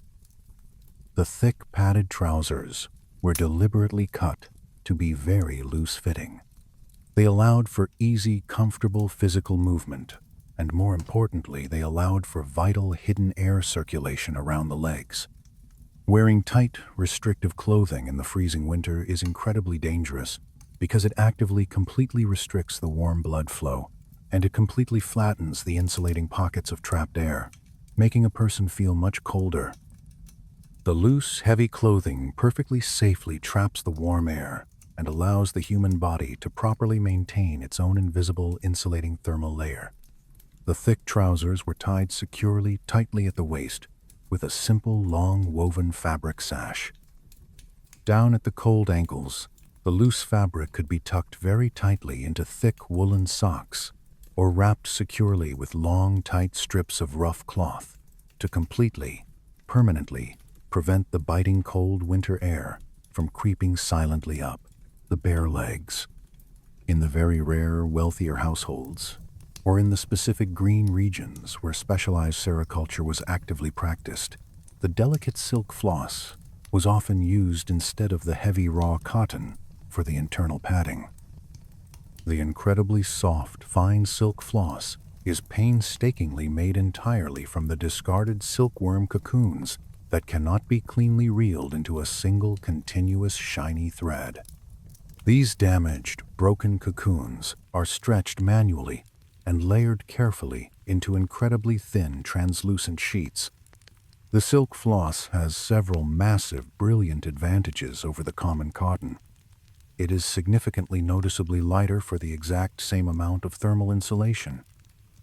It effectively, actively wicks the cold sweat and the dangerous physical moisture away from the human body much more efficiently. And it compresses far less over long periods of heavy daily use. For a vital winter garment that would be worn constantly, every single day, for 6 long, dark months, these specific qualities made the fine silk floss an absolutely vastly superior material. But it was also incredibly, terribly expensive. The vast, overwhelming majority of the poor rural farming families could absolutely never afford it, and they relied entirely, completely on the heavy, thick, raw cotton pulled from their own dusty fields. The protection of the vulnerable bare feet was equally incredibly important. The human feet are located far away from the warm, pumping core of the body, and they are always particularly completely vulnerable to the creeping, freezing cold of the deep snow. The terrible, agonizing tissue death of frostbite almost always silently begins right in the tips of the cold toes.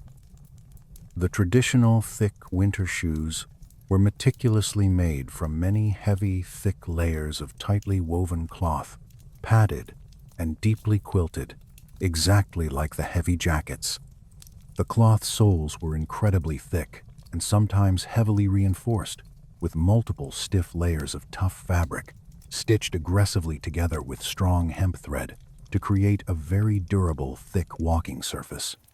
Inside the heavy cloth shoes, the family wore incredibly thick, warm socks. These were often meticulously hand-knitted from rough, coarse sheep wool or made entirely from multiple heavy, overlapping layers of scrap cloth. The vulnerable human head was tightly covered with a thick, padded, soft hat. This might be a simple, dark, quilted cap that pulled down low to cover the cold ears, or a much more elaborate, heavy design with thick, padded flaps that could be tied securely, tightly, right under the shivering chin. All of these heavy, padded garments were worn closely together in thick, overlapping layers. On the absolute very coldest, freezing days of the deep winter, a shivering person might wear two entirely complete sets of the heavy padded clothing, wearing one slightly thinner, older layer directly beneath, and one much thicker, heavier, layered tightly on top. The careful, heavy layering created multiple thick, invisible pockets of trapped dead air, with each single layer contributing massively to the overall absolute insulation. It also allowed for easy, quick, necessary adjustment. If the sweating wearer suddenly became entirely too warm from intense physical exertion like chopping frozen wood or carrying heavy buckets of well water, they could simply remove the heavy outer jacket to completely avoid dangerous sweating. But removing the heavy, thick clothing was absolutely not a very common daily occurrence. The brutal, biting cold was incredibly persistent, and pulling the stiff garments back on required a massive amount of physical effort. It was almost always significantly, vastly easier to simply, quietly, calmly tolerate a tiny bit of excess warmth than to constantly dress and undress in the freezing air. The sheer, absolute physical weight of the thick, padded clothing was extremely noticeably heavy. A completely full set, including the thick jacket and the heavy trousers and the padded hat and the cloth shoes, might easily add several heavy kilograms to the overall weight of the tired wearer. This massive, heavy extra weight naturally absolutely required far more physical energy to simply carry around the yard. But it also beautifully provided a massive, solid, thick, wind-breaking physical mass that completely, perfectly protected the fragile human body from the incredibly sharp, tearing gusts of the northern wind. Physical movement inside the heavy, padded clothing was naturally significantly slower and far more deliberate. The sheer, immense bulk of the thick, quilted fabric heavily physically restricted all the fine, delicate motor skills. Complex manual tasks that required high sensitive dexterity were incredibly difficult to perform while wearing the thick padded sleeves. But these heavy winter garments were absolutely not meant for highly delicate, intricate indoor work. They were meant entirely for raw physical survival. When the shivering family finally, safely returned indoors, they very often kept almost all of their heavy clothing completely tightly on. The inside of the dark earthen room was absolutely not truly warm by our modern comfortable standards. It was simply much less dangerously cold than the howling outside world. The thick padded layers continued to quietly, actively provide vital, necessary insulation even while they sat quietly inside the room. They only removed the heavy outer layers when they finally climbed onto the radiating warmth of the heated brick bed at the end of the long, dark day. Even then, they very often slept completely wrapped in their lighter, thinner, padded inner garments. The massive, heavy quilts provided the ultimate additional covering, but the thick clothing directly beneath served as the absolute vital first layer of deep personal warmth. For a poor rural family, a completely full, brand new set of winter clothing represented a truly massive, deeply significant, absolute investment of their precious time and their scarce physical materials. The heavy, thick garments absolutely had to last for many long, difficult years. They were meticulously built to be incredibly durable, and they were absolutely, completely, definitely not disposable. The heavy padded jacket and the thick trousers were absolutely essential living tools. Without them, even a short, prolonged exposure to the screaming winter wind would inevitably lead straight to deep hypothermia and freezing dark death. With them, the quiet family could continue to physically function and work and survive through the incredibly long, endlessly dark, cold months.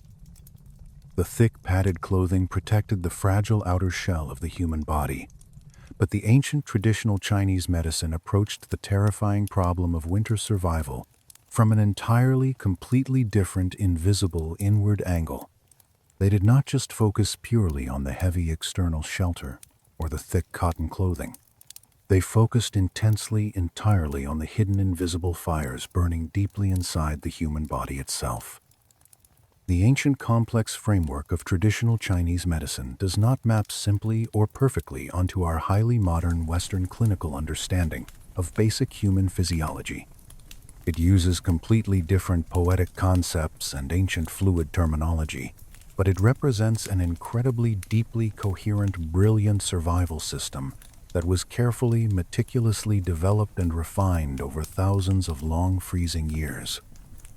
This ancient medical system strictly, deeply guided almost every single tiny aspect of their quiet daily winter life, from the specific hot foods they ate to the exact careful way they rested in the dark.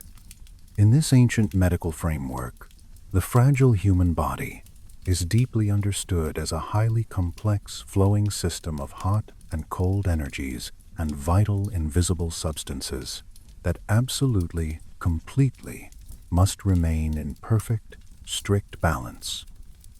One of the absolute, most fundamental, deep distinctions in this ancient worldview is the delicate, eternal balance between the cool yin and the hot yang.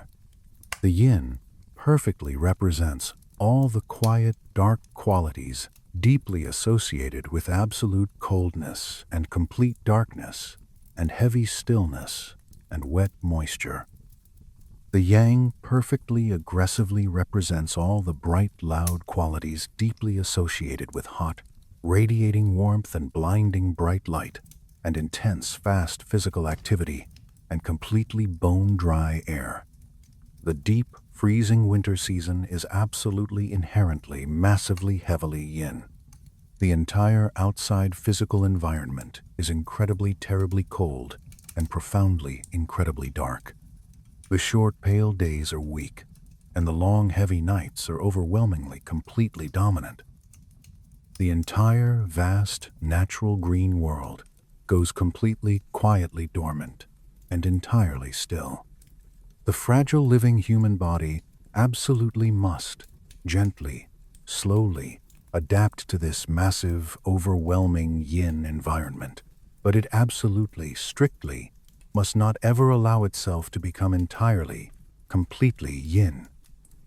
If the vital, internal, blazing yang energy, which represents the internal bodily warmth and the raw, living vitality, is slowly depleted or violently snuffed out by the cold, then terrible, deep illness and completely inevitable freezing death quickly follow in the dark.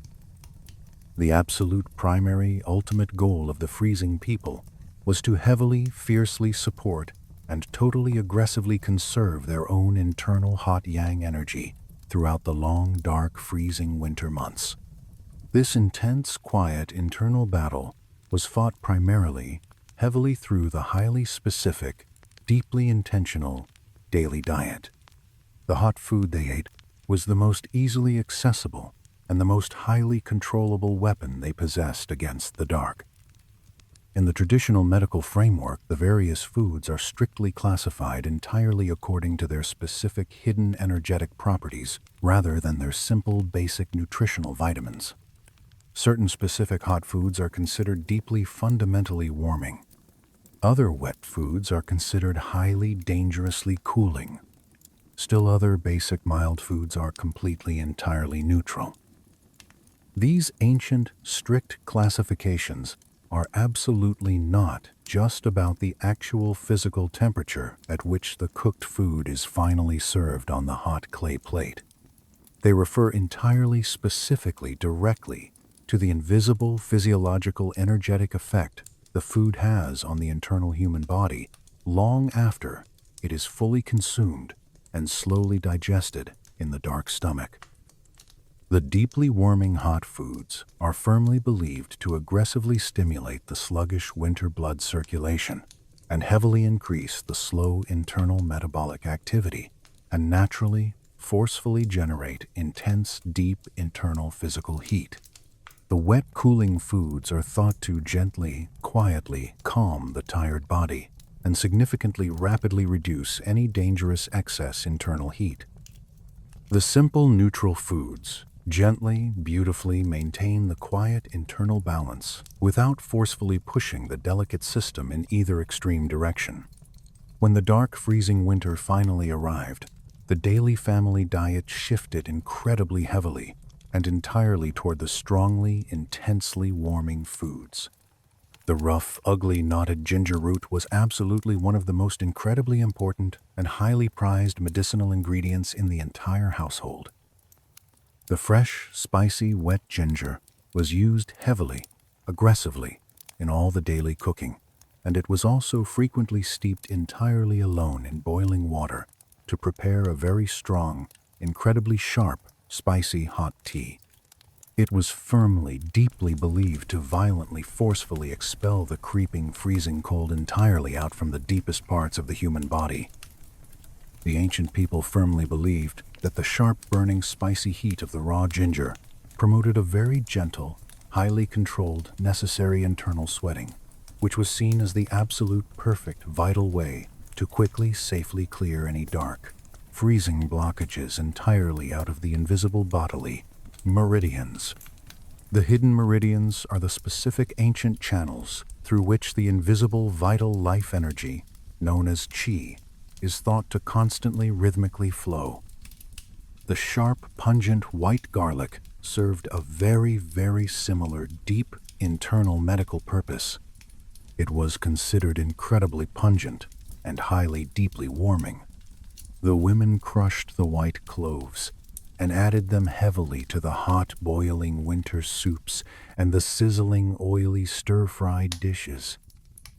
Exactly perfectly like the spicy ginger, the sharp white garlic was heavily thought to aggressively stimulate the slow winter circulation and strongly, fiercely protect the vulnerable chest against all the terrible, invisible, cold-related illnesses that crept through the winter air. Other highly prized warming ingredients included the sharp green scallions and the dark heavy leeks, and the incredibly expensive imported sweet cinnamon bark and the small dry fennel seeds. These highly aromatic, strong ingredients were carefully, enthusiastically incorporated into the hot daily meals whenever they were physically, financially available. The dark, heavy red meat, particularly the rich, fatty lamb, and the dark, stringy chicken, was also considered incredibly, profoundly, deeply warming.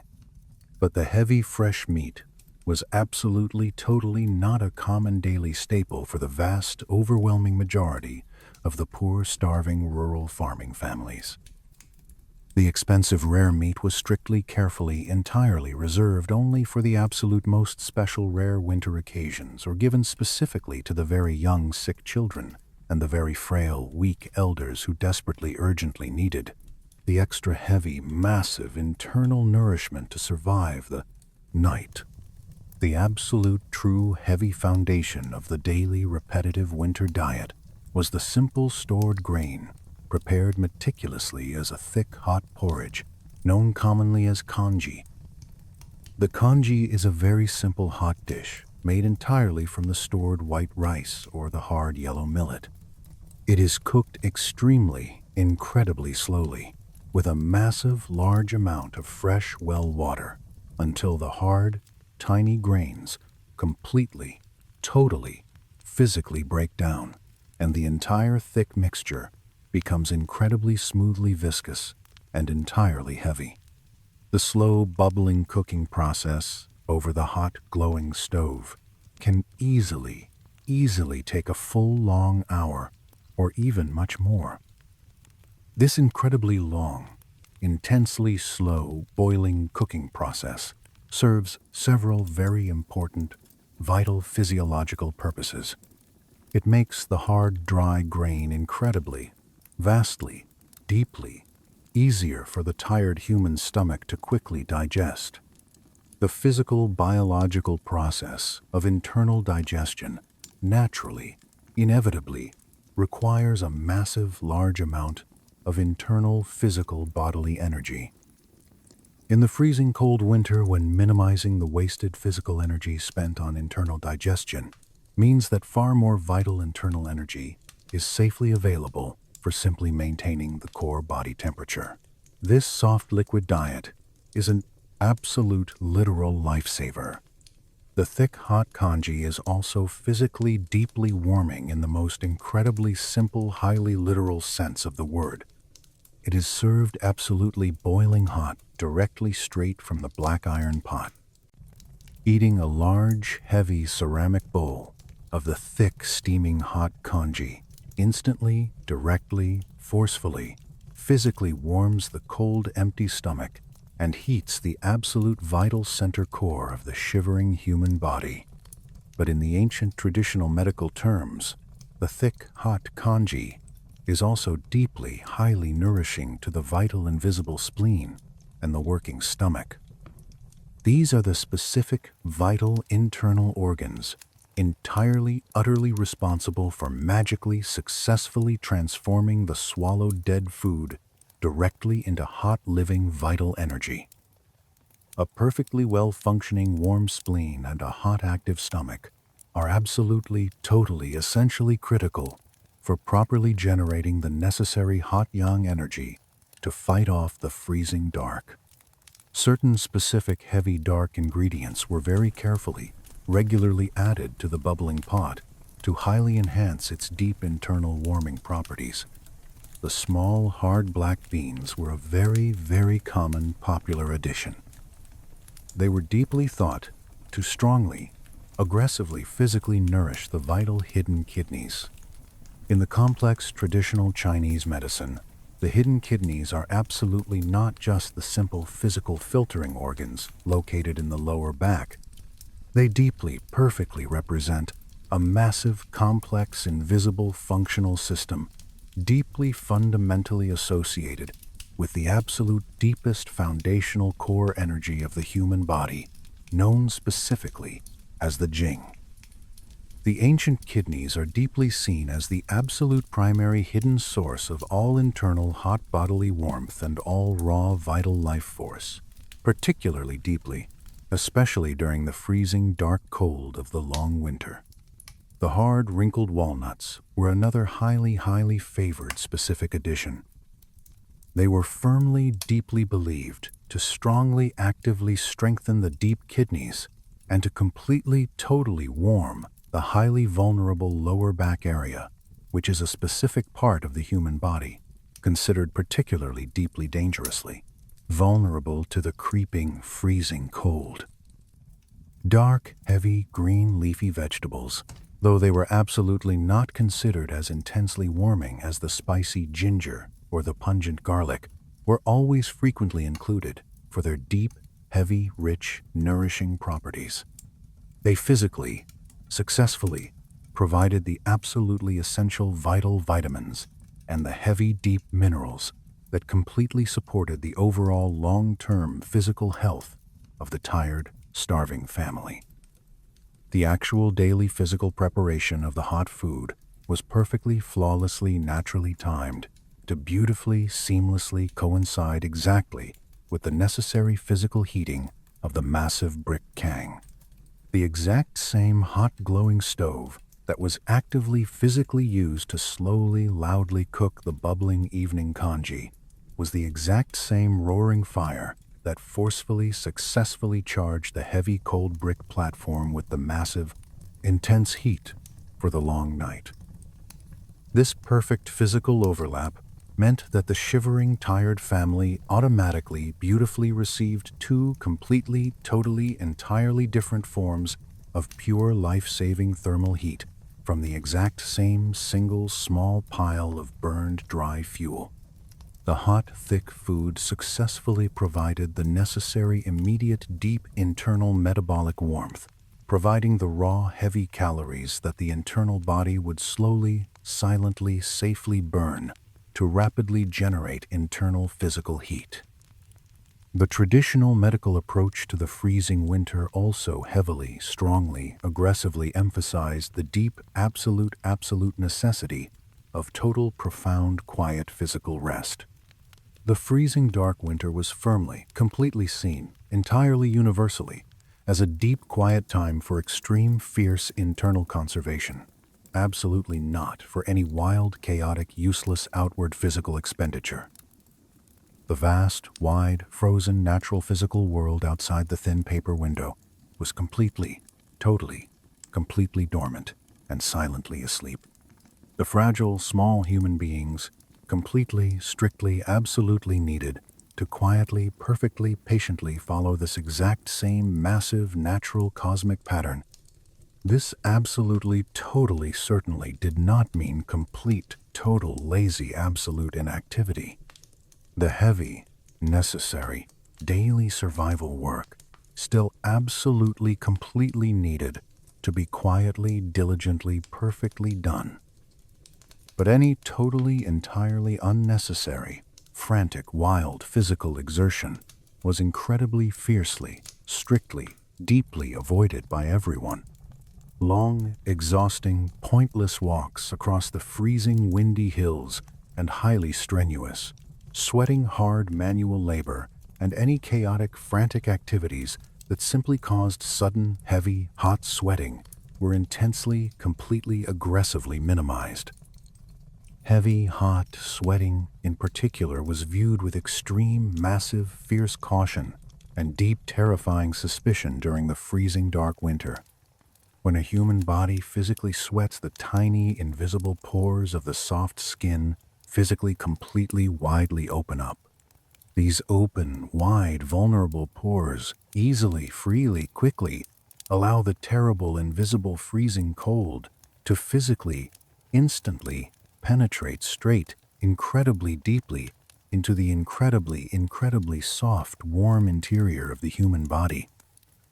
Once the terrible, freezing cold successfully, fatally penetrated the protective, warm outer barrier, it could easily, quickly, tragically lodge itself deeply, permanently, securely in the stiff, aching joints or the soft, vulnerable internal organs, inevitably, relentlessly, inevitably leading straight to terrible, deep, agonizing physical pain or sudden, fatal, tragic, dark illness.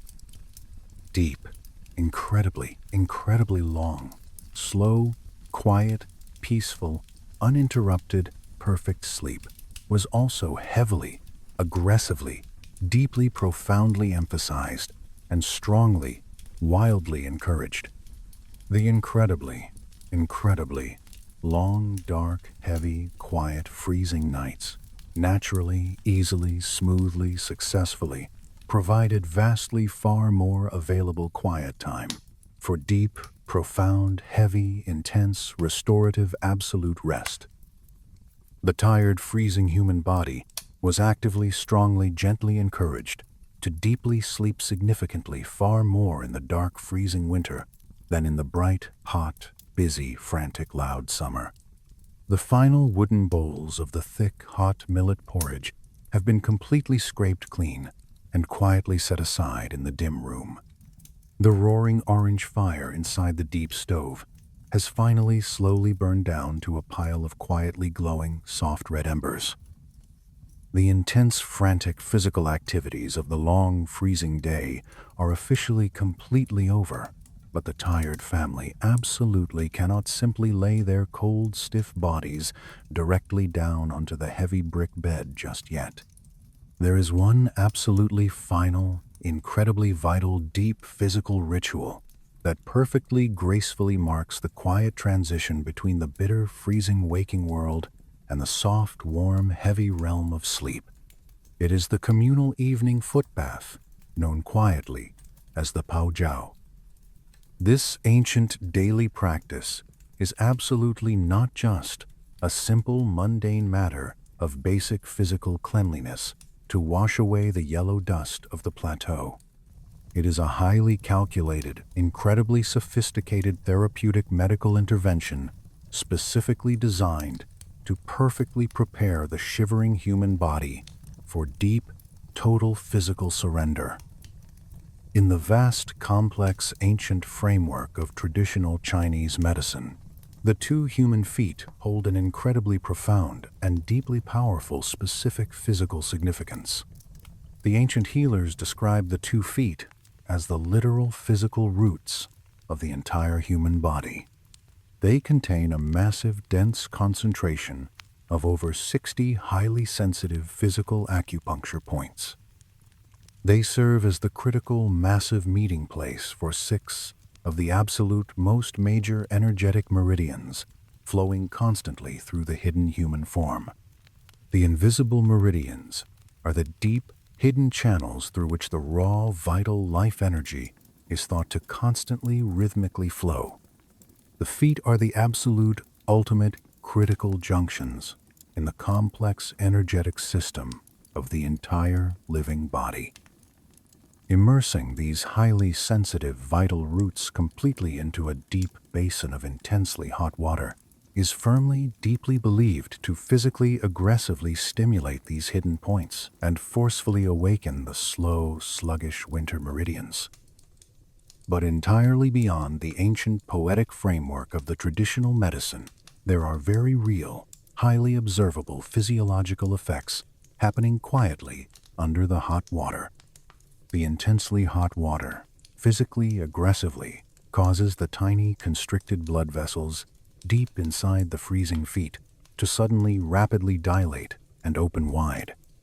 This sudden, wide dilation forcefully, actively increases the heavy flow of warm red blood, rushing rapidly down into the cold, pale extremities. The massive additional rushing blood carries deep internal core warmth, and the freezing stiff feet themselves rapidly become incredibly pleasantly hot.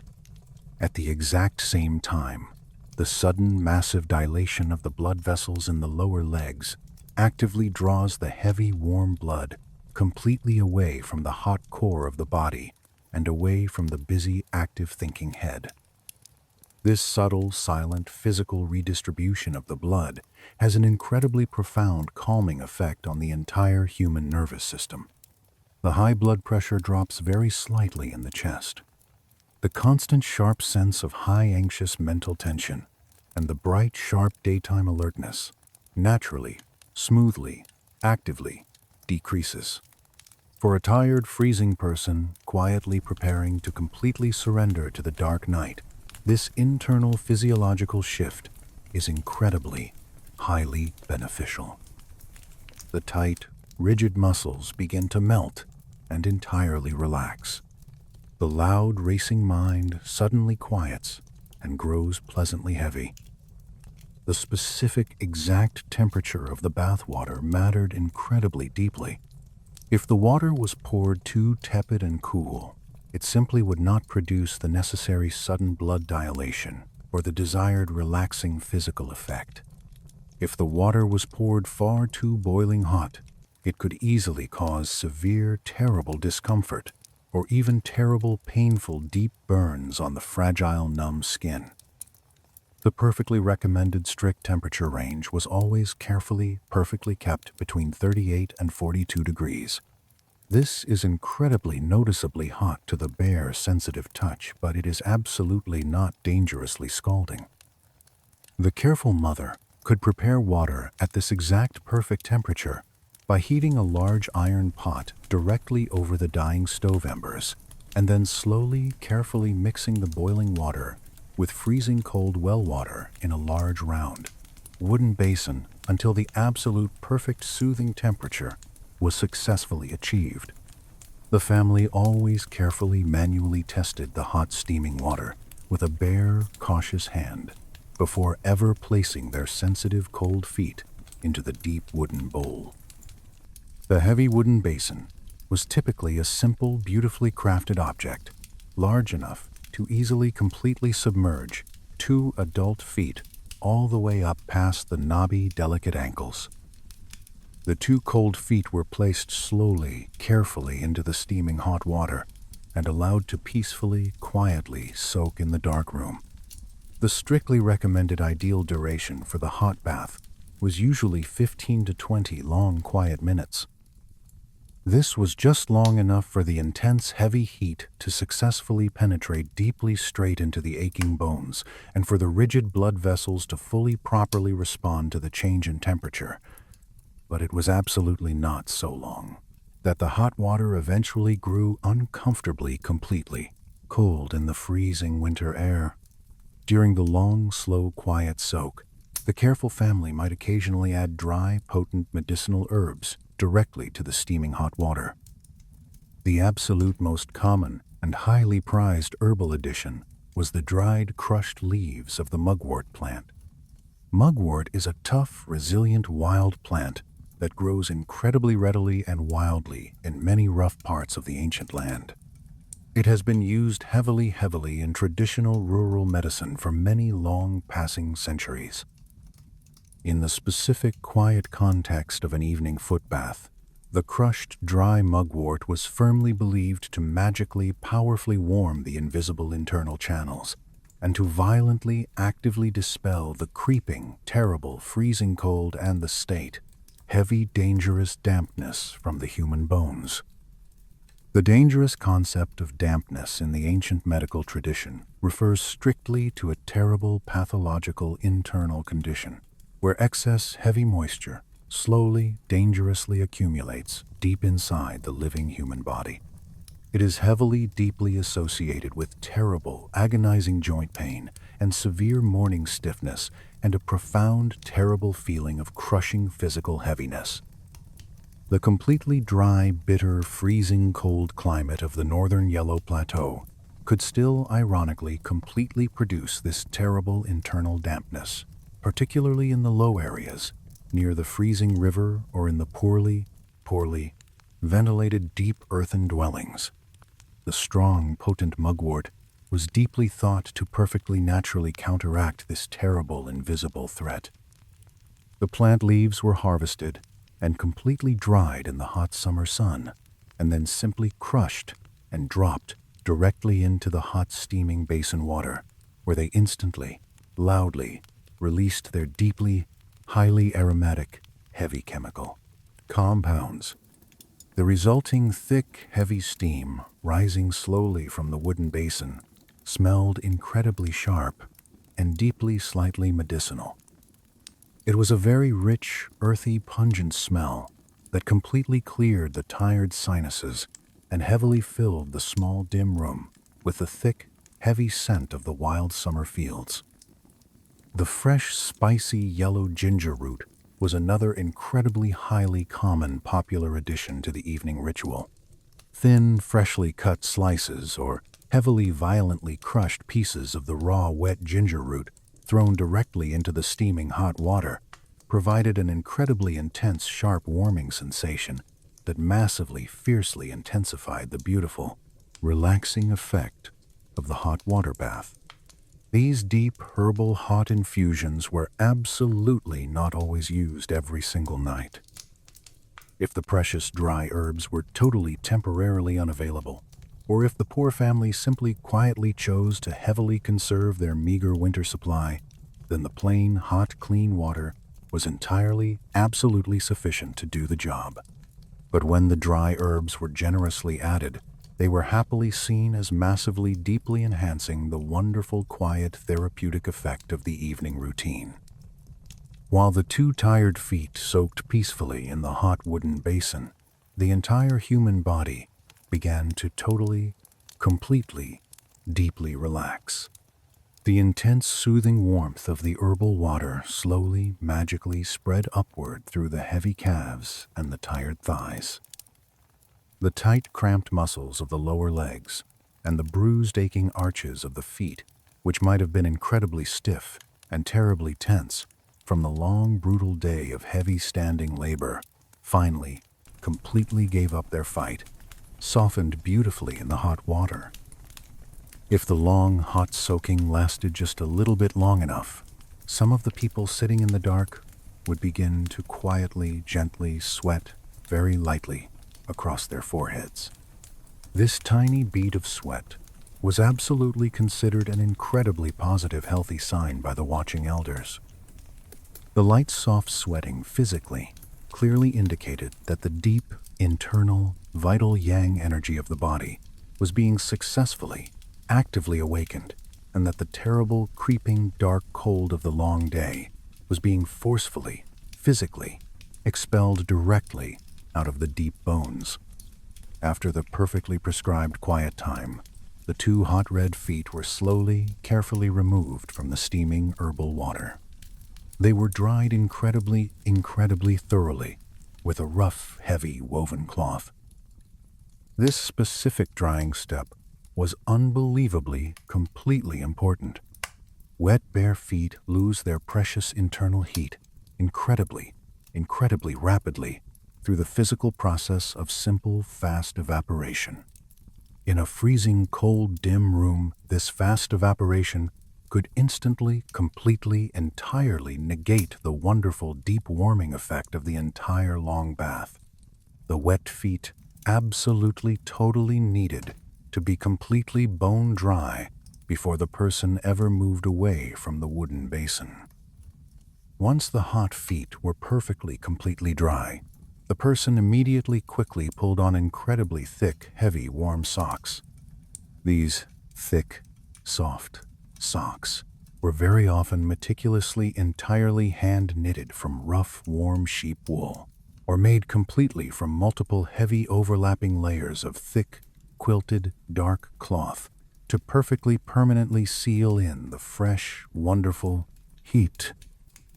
The two clean feet, now deeply, totally warm, and perfectly safely enclosed in the thick, dark fabric, would comfortably, completely remain incredibly deeply warm for a very long period of time.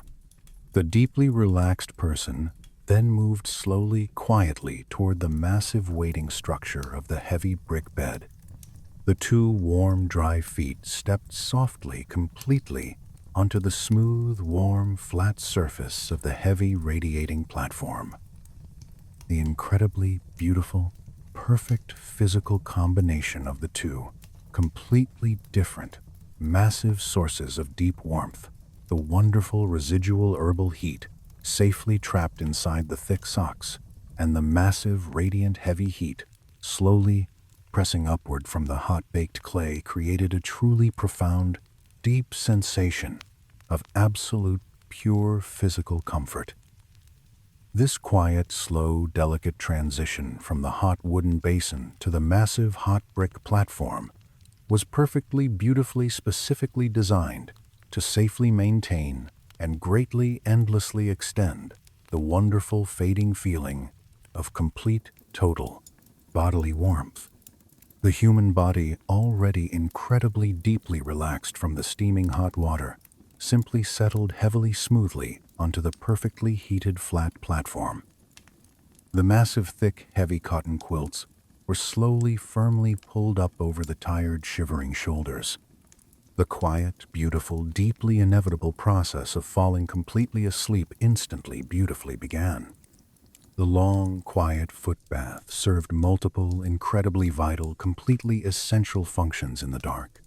It thoroughly, cleanly washed the tired, dirty feet, completely removing the heavy yellow dust and the cold, stale sweat of the freezing day.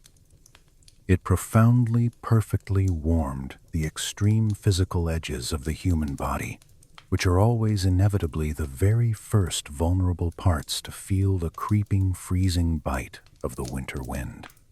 It powerfully, actively promoted the deep, slow blood circulation, and it forced the tight, anxious mind to completely, totally, heavily relax. It perfectly, gracefully, silently marked the absolute, final, definitive end of all the loud, demanding, waking activities and the quiet, beautiful beginning of the slow, dark transition to the healing rest. For a quiet, poor family, surviving together in a freezing, brutal environment, completely without any modern central heating, these quiet, ancient functions were incredibly, profoundly, incredibly valuable. The hot wooden basin was a perfectly simple, incredibly low-cost, completely low-technology method of vastly, massively improving their physical daily comfort and heavily, heavily supporting their fragile physical health. The quiet evening practice was also deeply, essentially, totally communal. The exact same single round wooden basin of hot, steaming herbal water might be used carefully, quietly, by multiple different family members in a very strict, quiet sequence. The oldest, fragile grandfather would always go absolutely first, while the hot water was at its absolute most intense maximum temperature. The youngest, strongest child would always patiently, quietly go absolutely last. This strict, quiet physical hierarchy perfectly, completely mirrored the exact specific sleeping arrangement on the heavy brick platform. Those who were absolutely most in desperate physical need of the intense warmth received the absolute very best perfect conditions. Those who were far more physically tough and resilient patiently, quietly made do with slightly less. But absolutely, even the youngest quiet child benefited deeply from the long ritual. Even the cooling water that had slowly, gradually dropped to 35 degrees was still significantly, noticeably warm enough to have a beautiful, profound, deep calming effect on the tiny, tired muscles. After every single family member had beautifully bathed their freezing feet, the dirty cooling water was quietly, carefully discarded into the dark night. The heavy wooden basin was set quietly aside in the dark corner to completely dry. The entire slow, quiet, communal ritual took perhaps only one single half hour for the tired family to completely, thoroughly, perfectly complete. But it was an incredibly beautiful, absolutely, totally, profoundly, perfectly spent amount of time. The harsh, violent, shocking transition from the freezing, loud, active state of the brutal day to the warm, quiet, heavy, resting state of the deep night was made completely, incredibly, beautifully smooth. The tired, quiet family slowly climbed onto the heavy, warm brick platform with completely clean, warm feet and totally, deeply relaxed, heavy bodies and beautifully, perfectly quieted, dark minds. They carefully arranged themselves in their familiar, strict, customary sleeping positions. The massive, thick, heavy quilts were pulled securely, tightly up to their tired, resting chins. The tiny, flickering yellow oil lamps were softly, gently, quietly extinguished into the air. And in the total, absolute, complete, heavy darkness, resting perfectly safely on the warm, radiating platform, completely surrounded entirely by the massive, thick yellow earth, the exhausted family slowly, beautifully, perfectly slept.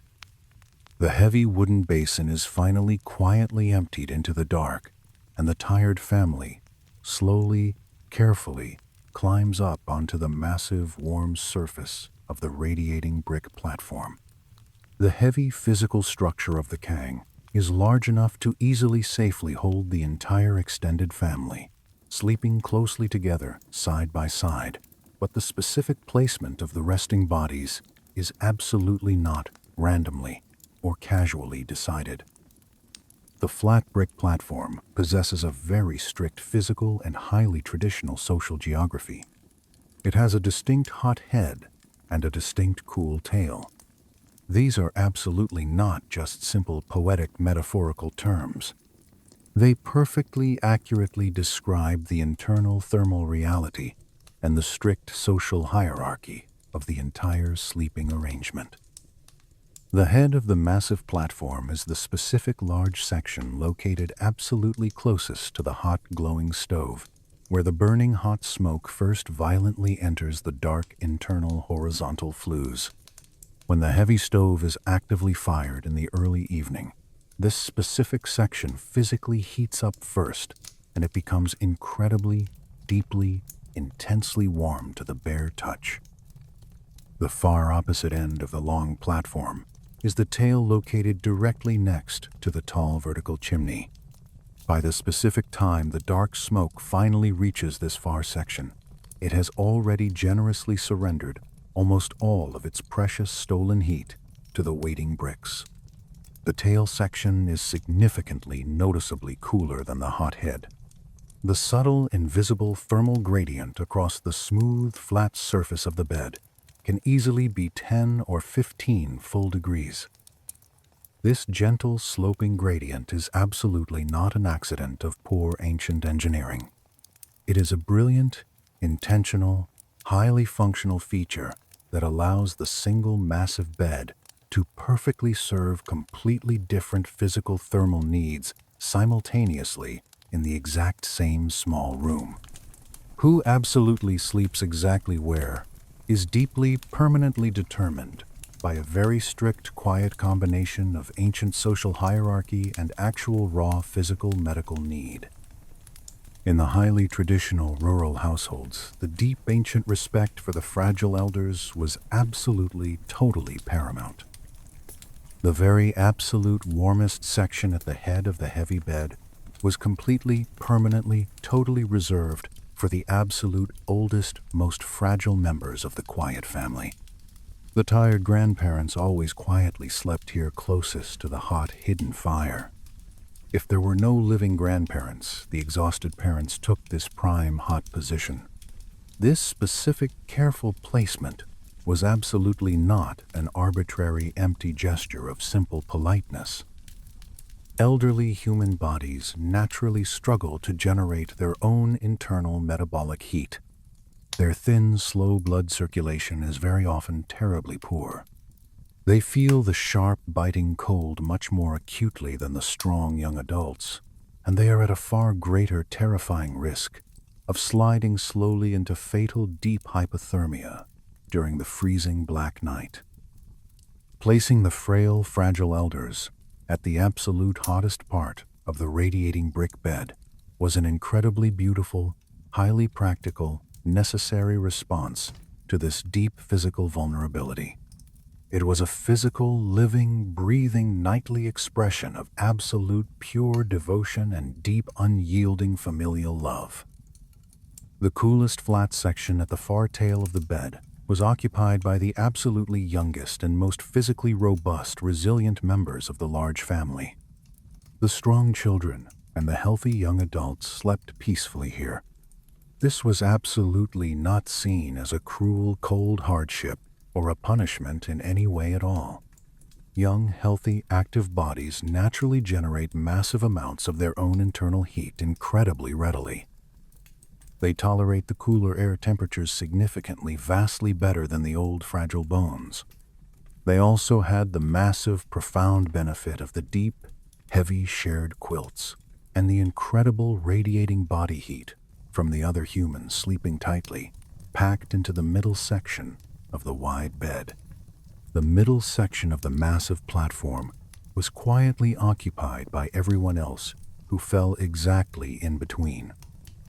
The adult children and the strong working parents and the visiting extended family members all slept tightly, packed perfectly smoothly together in the middle space. This specific, quiet daily arrangement completely, totally, beautifully transformed the inanimate brick platform into a literal, physical, living map of all the complex, unseen family relationships. Absolute high status and maximum physical warmth were completely, utterly, entirely synonymous. The closer you slept to the hot, dark stove, the absolutely higher your honored position rested in the quiet family hierarchy. This silent thermal mapping was completely, perfectly, instinctively understood by absolutely everyone in the dark room. It was entirely never discussed or debated or argued about. It was simply exactly the unyielding, rigid, deeply comforting, absolute way that things were always peacefully done. The small growing children slowly grew up sleeping tightly, curled at the cool tail of the bed. As they slowly, quietly aged, and as the older, fragile family members slowly, peacefully passed away into the dark earth, they gradually, physically moved their sleeping positions closer and closer toward the hot head of the bed. By the specific time, they eventually slowly became the frail, tired elders themselves. They would proudly, comfortably, permanently occupy the absolute warmest position, just exactly perfectly as their own wrinkled grandparents had done many, long decades before them. This incredibly slow, silent movement across the warm bricks over many decades was a completely highly visible, undeniable physical manifestation of the great, unstoppable human life cycle. The massive, heavy brick bed held multiple entire overlapping generations, all at exactly once, arranged perfectly in chronological thermal order, each quietly, peacefully, securely, occupying the exact, specific work space perfectly appropriate to their true age and deep status. But the brilliant life-saving magic of the heavy brick bed was absolutely not just strictly about the silent hierarchy. It was entirely absolutely about the massive life-saving physical power of intense, close communal proximity. 5 or 6 tired human beings, sleeping completely, tightly, closely, side by side on a flat, hard platform, meant incredibly, remarkably close physical quarters. There was absolutely, completely zero modern privacy, and absolutely no empty personal space. The warm, tired bodies physically, deeply, constantly touched in the pitch-black dark. This intense, close, physical closeness was absolutely, utterly, physically, biologically necessary for their deep survival. The resting human body constantly, naturally, loudly produces an incredible amount of invisible radiating physical heat. A completely full, large family of 5 or 6 sleeping closely together, perfectly, seamlessly, produces an absolute massive combined thermal output of many hundreds of pure, raw, invisible watts of heavy bodily heat.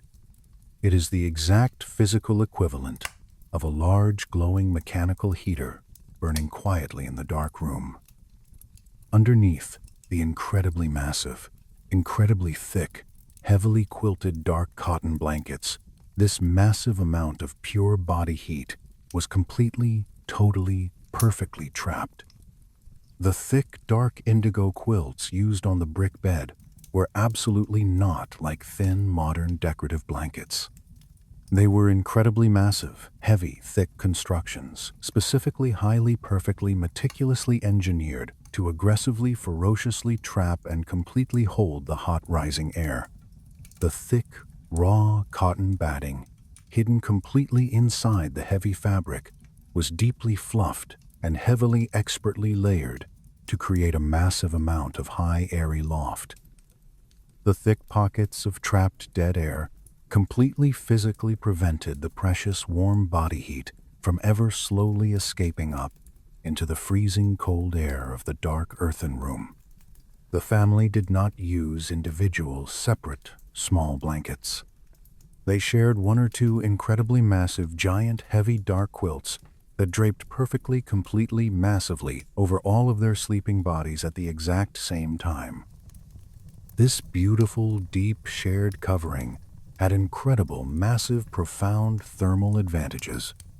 When multiple warm bodies are packed tightly under the exact same single, massive, thick blanket, the deep heat they all individually generate is perfectly, instantly, beautifully pooled together.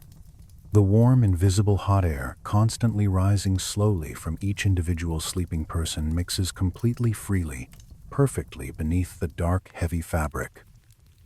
This beautiful, unseen sharing perfectly creates an incredibly highly uniform and deeply, totally, entirely comfortable internal temperature completely across the entire wide sleeping area. The loose, hanging, heavy edges of the massive dark quilt were meticulously, carefully tucked very tightly and completely, entirely around the outer physical perimeter of the sleeping group.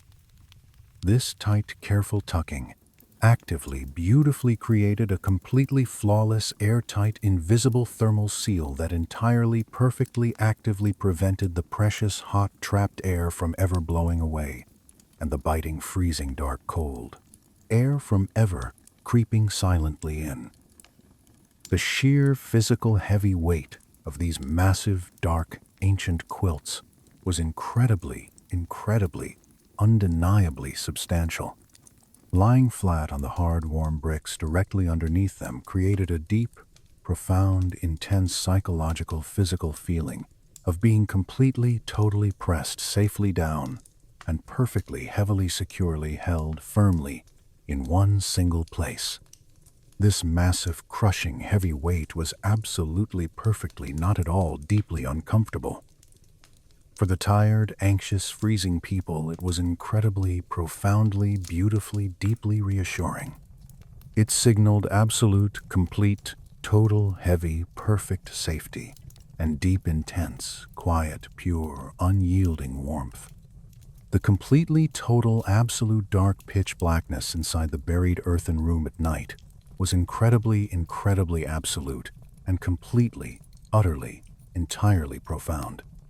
There were absolutely zero open windows to admit the pale, weak moonlight or the cold, bright starlight. The single wooden entrance door was perfectly sealed tight with thick, heavy cloth.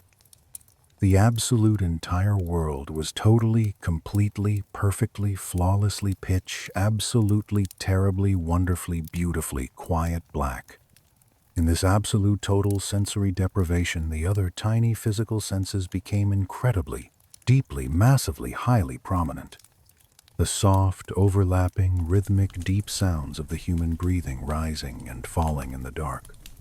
The tiny, microscopic, occasional subtle shift of a sleeping, tired body, perfectly, gently, safely, adjusting its quiet position on the hard bricks. The microscopic, faint, tiny creak of the heavy, old wooden door frame, settling slowly in the freezing, cold night air outside. The intense, beautiful, heavy, slow, deep, radiant warmth flowing constantly upward from the hot-baked clay, directly, perfectly, intensely, strongly, wonderfully, into the cold, tired spine and the aching, deep, heavy lower back. The body slowly, totally, naturally, inevitably, finally, fully, gracefully, completely relaxes. The heavy, tired, deep, slow, breathing beautifully, perfectly, deeply, undeniably, naturally slows down. The invisible rushing heart rate gently, quietly, beautifully, safely, entirely drops. The physical core temperature of the sleeping human body naturally, perfectly, magically, falls just a tiny fraction of a single degree as the dark sleep takes total, complete, absolute, ultimate, perfect, heavy, quiet, safe, beautiful, complete control. The incredible, deep, heavy brick bed and the massive, thick, dark cotton quilts and the warm, safe, heavily breathing bodies all work perfectly, seamlessly, absolutely, entirely flawlessly together to create the absolute, perfect, ultimate safe, thermal, quiet, dark cocoon. The terrible, violent, freezing, howling white blizzards can completely rage outside the thick, heavy dirt walls all night long. The vast, freezing, empty universe can slowly, quietly continue turning in the absolute, terrifying, deep void. But the small, quiet, fragile human family is completely, perfectly, utterly, deeply, entirely safe. They are completely, totally, perfectly insulated by the massive, heavy, patient earth and the deep, hot, glowing fire and the beautiful, perfect, quiet, heavy, eternal, unyielding, profound, endless warmth of each other. Good night.